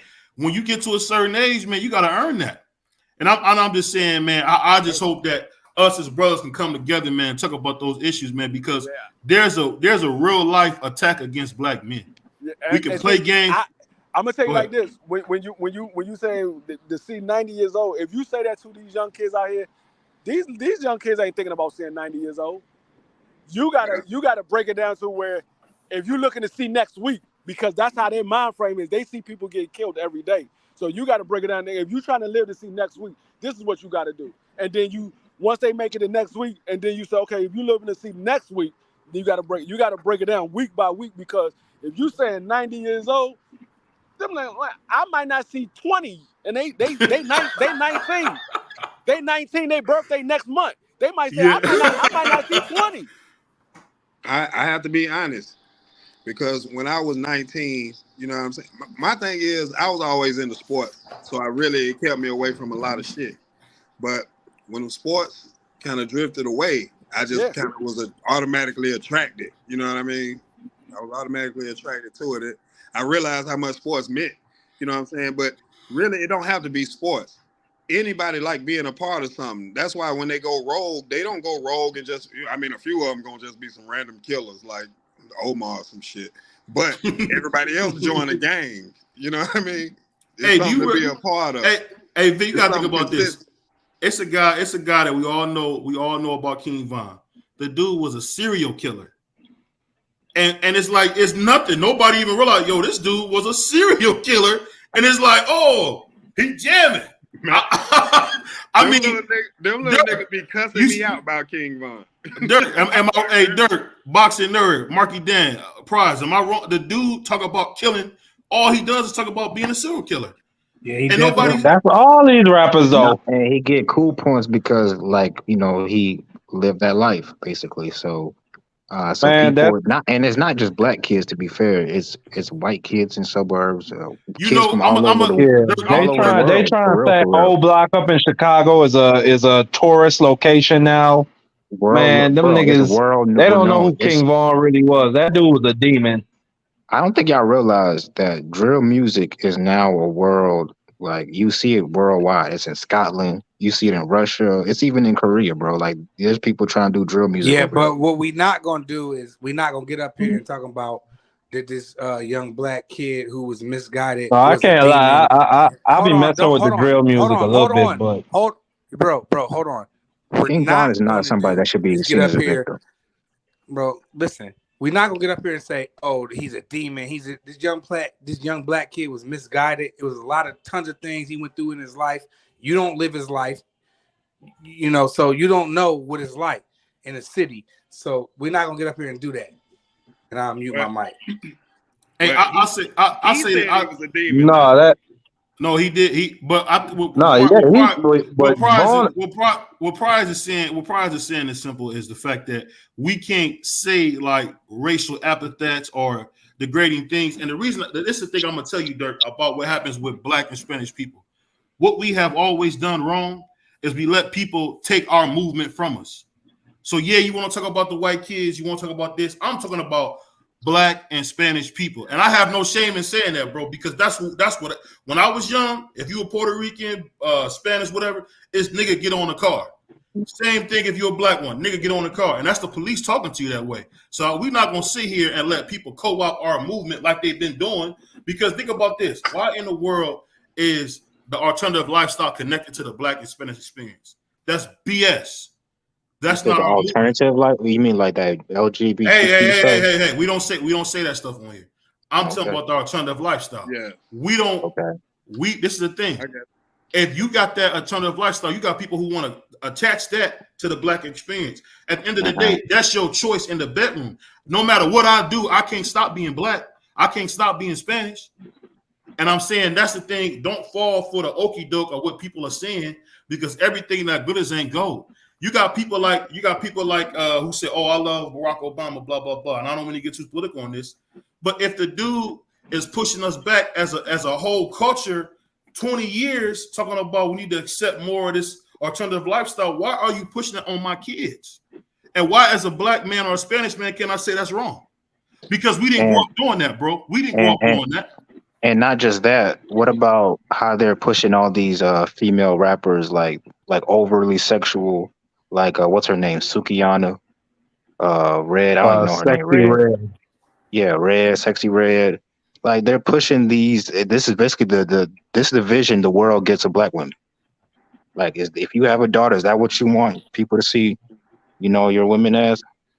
What other culture presents that as their women, or like that's none. Yeah, I understand what I'm trying to say, bro. Like none. No culture presents their own women as whores. You know what I'm saying? Exactly.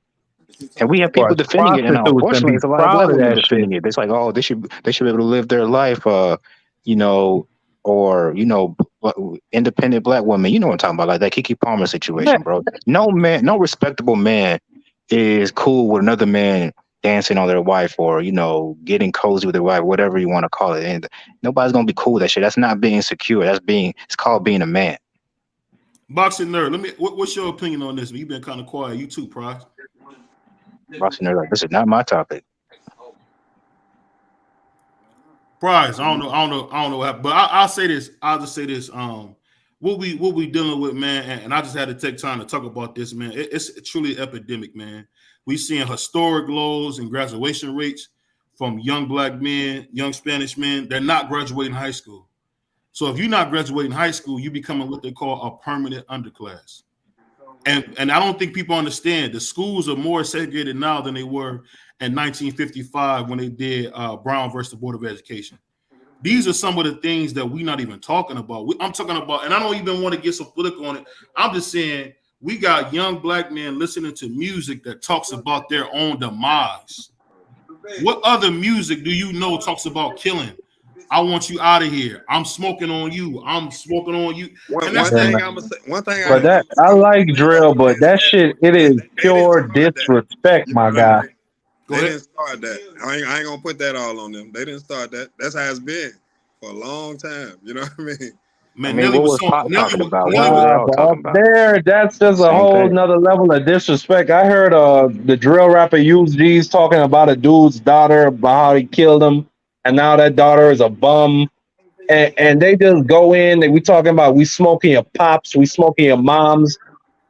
I don't think I ever heard no shit like that in rap music, at least when I was coming up, bro. Shit. Rap Pimp C did a rape and a shooting he did a whole lot of shit in one song. You know what I mean? I heard it, dude. Can I ask y'all this? And I'm gonna tell you this about the feminization of men. Am I wrong, D Free? Or am I wrong, Vic? Anybody on the panel? Am I wrong? I never heard about men getting their butt ate. Like that's something to do. I've never heard of that. What song is that? It ain't no limit. Every dude I know want to be a bad chick. All these dudes talk about they want to get a bag. That's how women used to talk.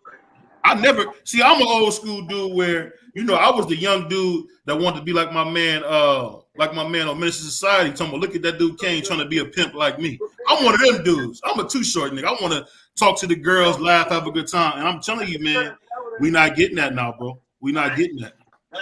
Yeah, you make it sound like you 50. You 32 years old. But the thing you missing, Dirt, is that you don't realize that as you live and as you get older, bro, you see how fast things change. It wasn't like that when I was a kid.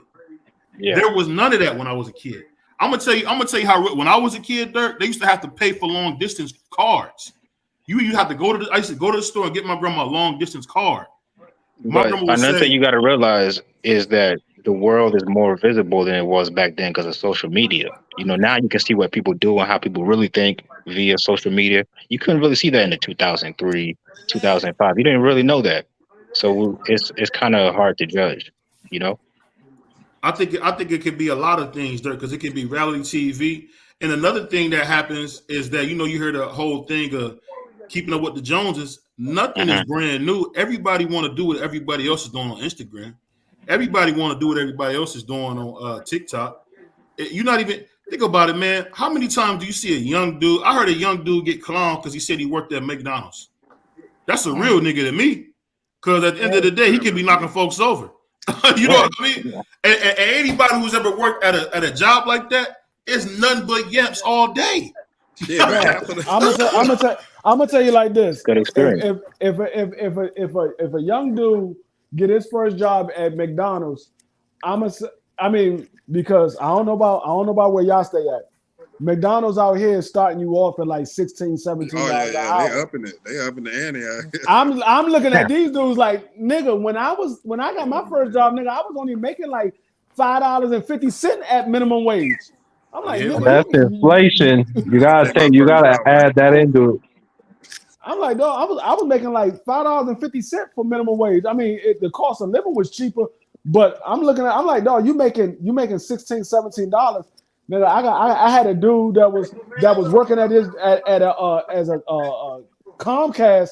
He was making like 19. I'm like, dang, this nigga got an easier job working at McDonald's, making 17. It's like a $2 difference. If you ain't working up here, you don't want to work. Everywhere hiring up here. Everywhere. Everything. I tell people all the time. I tell the young dudes all the time. I said, dog, you got a car, right? He was like, yeah, I got a car. I'm like, you got a license? I'm like, yeah. I said, dog, there's no reason for you to be sitting on the corner hustling. I was like, you trying to nickel and dime. You nickel and dime weed. Weed is legal now, so niggas don't even want to buy from nobody on the corner. They go in the store and buy it. So you nickel and dime in weed. I'm like, you like, man, we got to make a living out here. I said, dog, you have a license and you have a car. DoorDash is hiring all day long. You can do DoorDash. You can do Uber. You can do Lyft. You're gonna have to get that. No excuse not to make money out here. No, Lyft would give you a car. They will give you a car. They take the money out of your weekly pay. They do. That's funny. I did not know that. I used to drive for Lyft. When I stopped working as a police officer, I was driving for Lyft. I do DoorDash now from time to time to get spare money here and there. But they will give you a car. They give you a car. You go right to Ames or Hertz and get a rental. Whatever car you decide you want, a mid-size, a truck, or whatever, and it's different prices. Like it might be, I think the most is like $400 something a week, but that's for the SUV. But at that SUV, you probably making about between $1,500 to $2,000 a week because you driving around people that work the business, the big upper class guys that's only using SUVs to going back and forth. About to die. When y'all on again? Hey, we going tonight.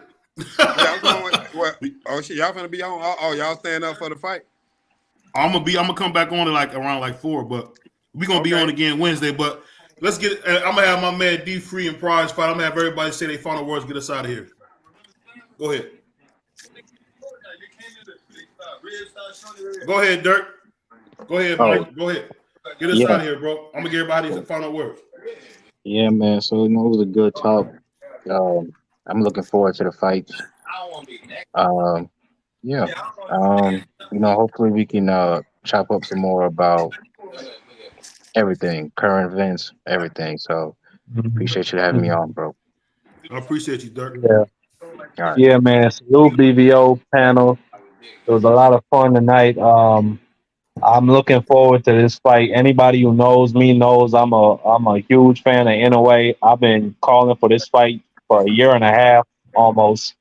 So I'm excited. I'm pumped. I don't know how this fight gonna work out for me because I gotta go to work at 8:00. They say the ring walk's gonna be at 8:00, so I guess I'm gonna be coming in that bitch late. I'm gonna hope that Inoue get him out of there early, but whatever happens, we got a great fight tomorrow. So, hey, I'm gonna catch y'all next time. All right. All right, Boxing Nerd. I think Boxing Nerd might be asleep.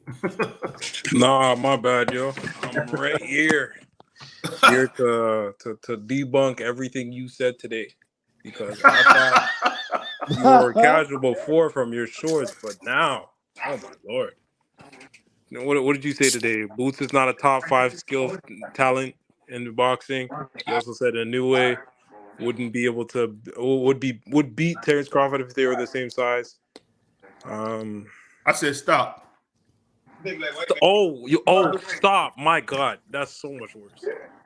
Like the blasphemy. I feel like you do this for clicks, because I feel like if we had a what-I-walk conversation, you wouldn't be saying this stuff. But I understand. Hey, I'm gonna tell you a secret, man. My man D Free and Prize talked to me outside of YouTube. I'm the same nigga you talking to on YouTube, bro. I believe everything I'm saying, man. I do. That worries me. D Free, am I wrong? I don't know. Nah, he ain't lying. I don't know. I don't know. That nigga is delusional as hell, offline as well as he is online. I thought it was for the show. I didn't know he meant that shit. No, because I seen it on his shorts. He'd be saying stuff like that, and I'd be like, "There's no way this guy actually believes that. This guy's the same way in his lives too." I'm like, "What the hell?" I wish you could have seen my face when he said Inoue would knock Crawford out. I said, "Excuse me." I said, "Stop, Crawford." Yo, what's crazy is, have you guys been on Twitter? No, I am. I'm on Instagram. You guys know who Two Tone is? Yeah. I don't know who's worse, Two Tone or BVO at this point. They're both. I'm gonna go with Two Tone, because of the simple fact is he got a lot more Twitter followers than BVO, and he be saying that shit for everybody to see. Yeah. Hey, Two Tone's a close second, but yeah. But keep in mind, I got my brother D Free and I got my brother Prize, and we're gonna blow up together. Pause. Watch. Hey, I'm about to see it. I'm like the Black Rush Limbaugh. Pause. Hey yo. What? Y'all gonna blow up together. Talk about me, nigga. I said pause, man. I said pause. What you said? You shouldn't have said it. You should. Oh, I know you ain't talking Mr. Bended Knee. Mr. Bended Knee with his hat backwards. This is like I said what I said with Cam and the other guy. Hey man, you rough, man. This is why we can't get the LGBTQ out of our business. Yeah. Oh man. Hey, shout out to the Alphabet Mob. We got nothing but love for y'all. We ain't doing nothing over here. It's just BVO Boxing having some fun. Yeah. But go ahead, D Free, get us out of here, man. Man, yeah. I mean, I appreciate you having me. I mean, yeah, we're gonna have to do this. We're gonna have to do this again. You said we'd be back on Wednesday. Yes, hey, sir. like I said, I'm free. I'm free anytime after like 5 or 6.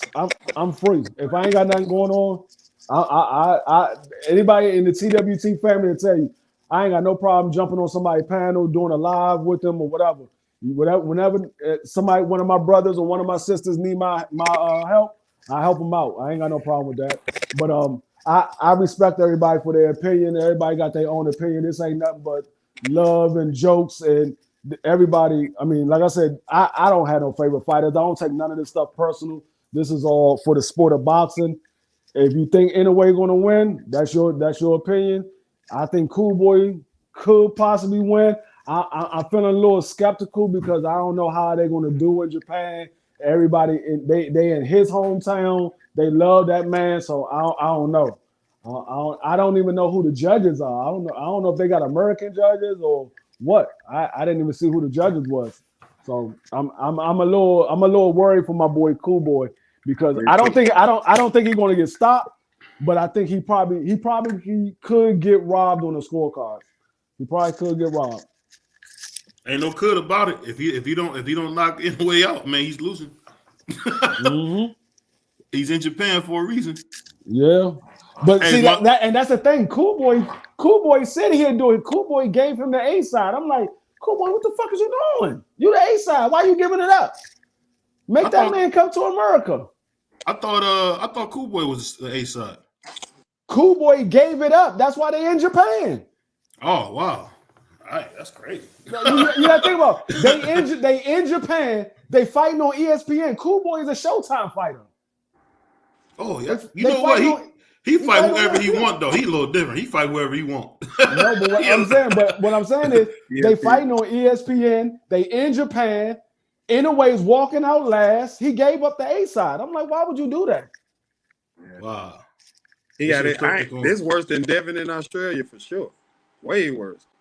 Yeah, this no comparison. Yeah, this no comparison to Devin and Cambosa. It ain't no comparison.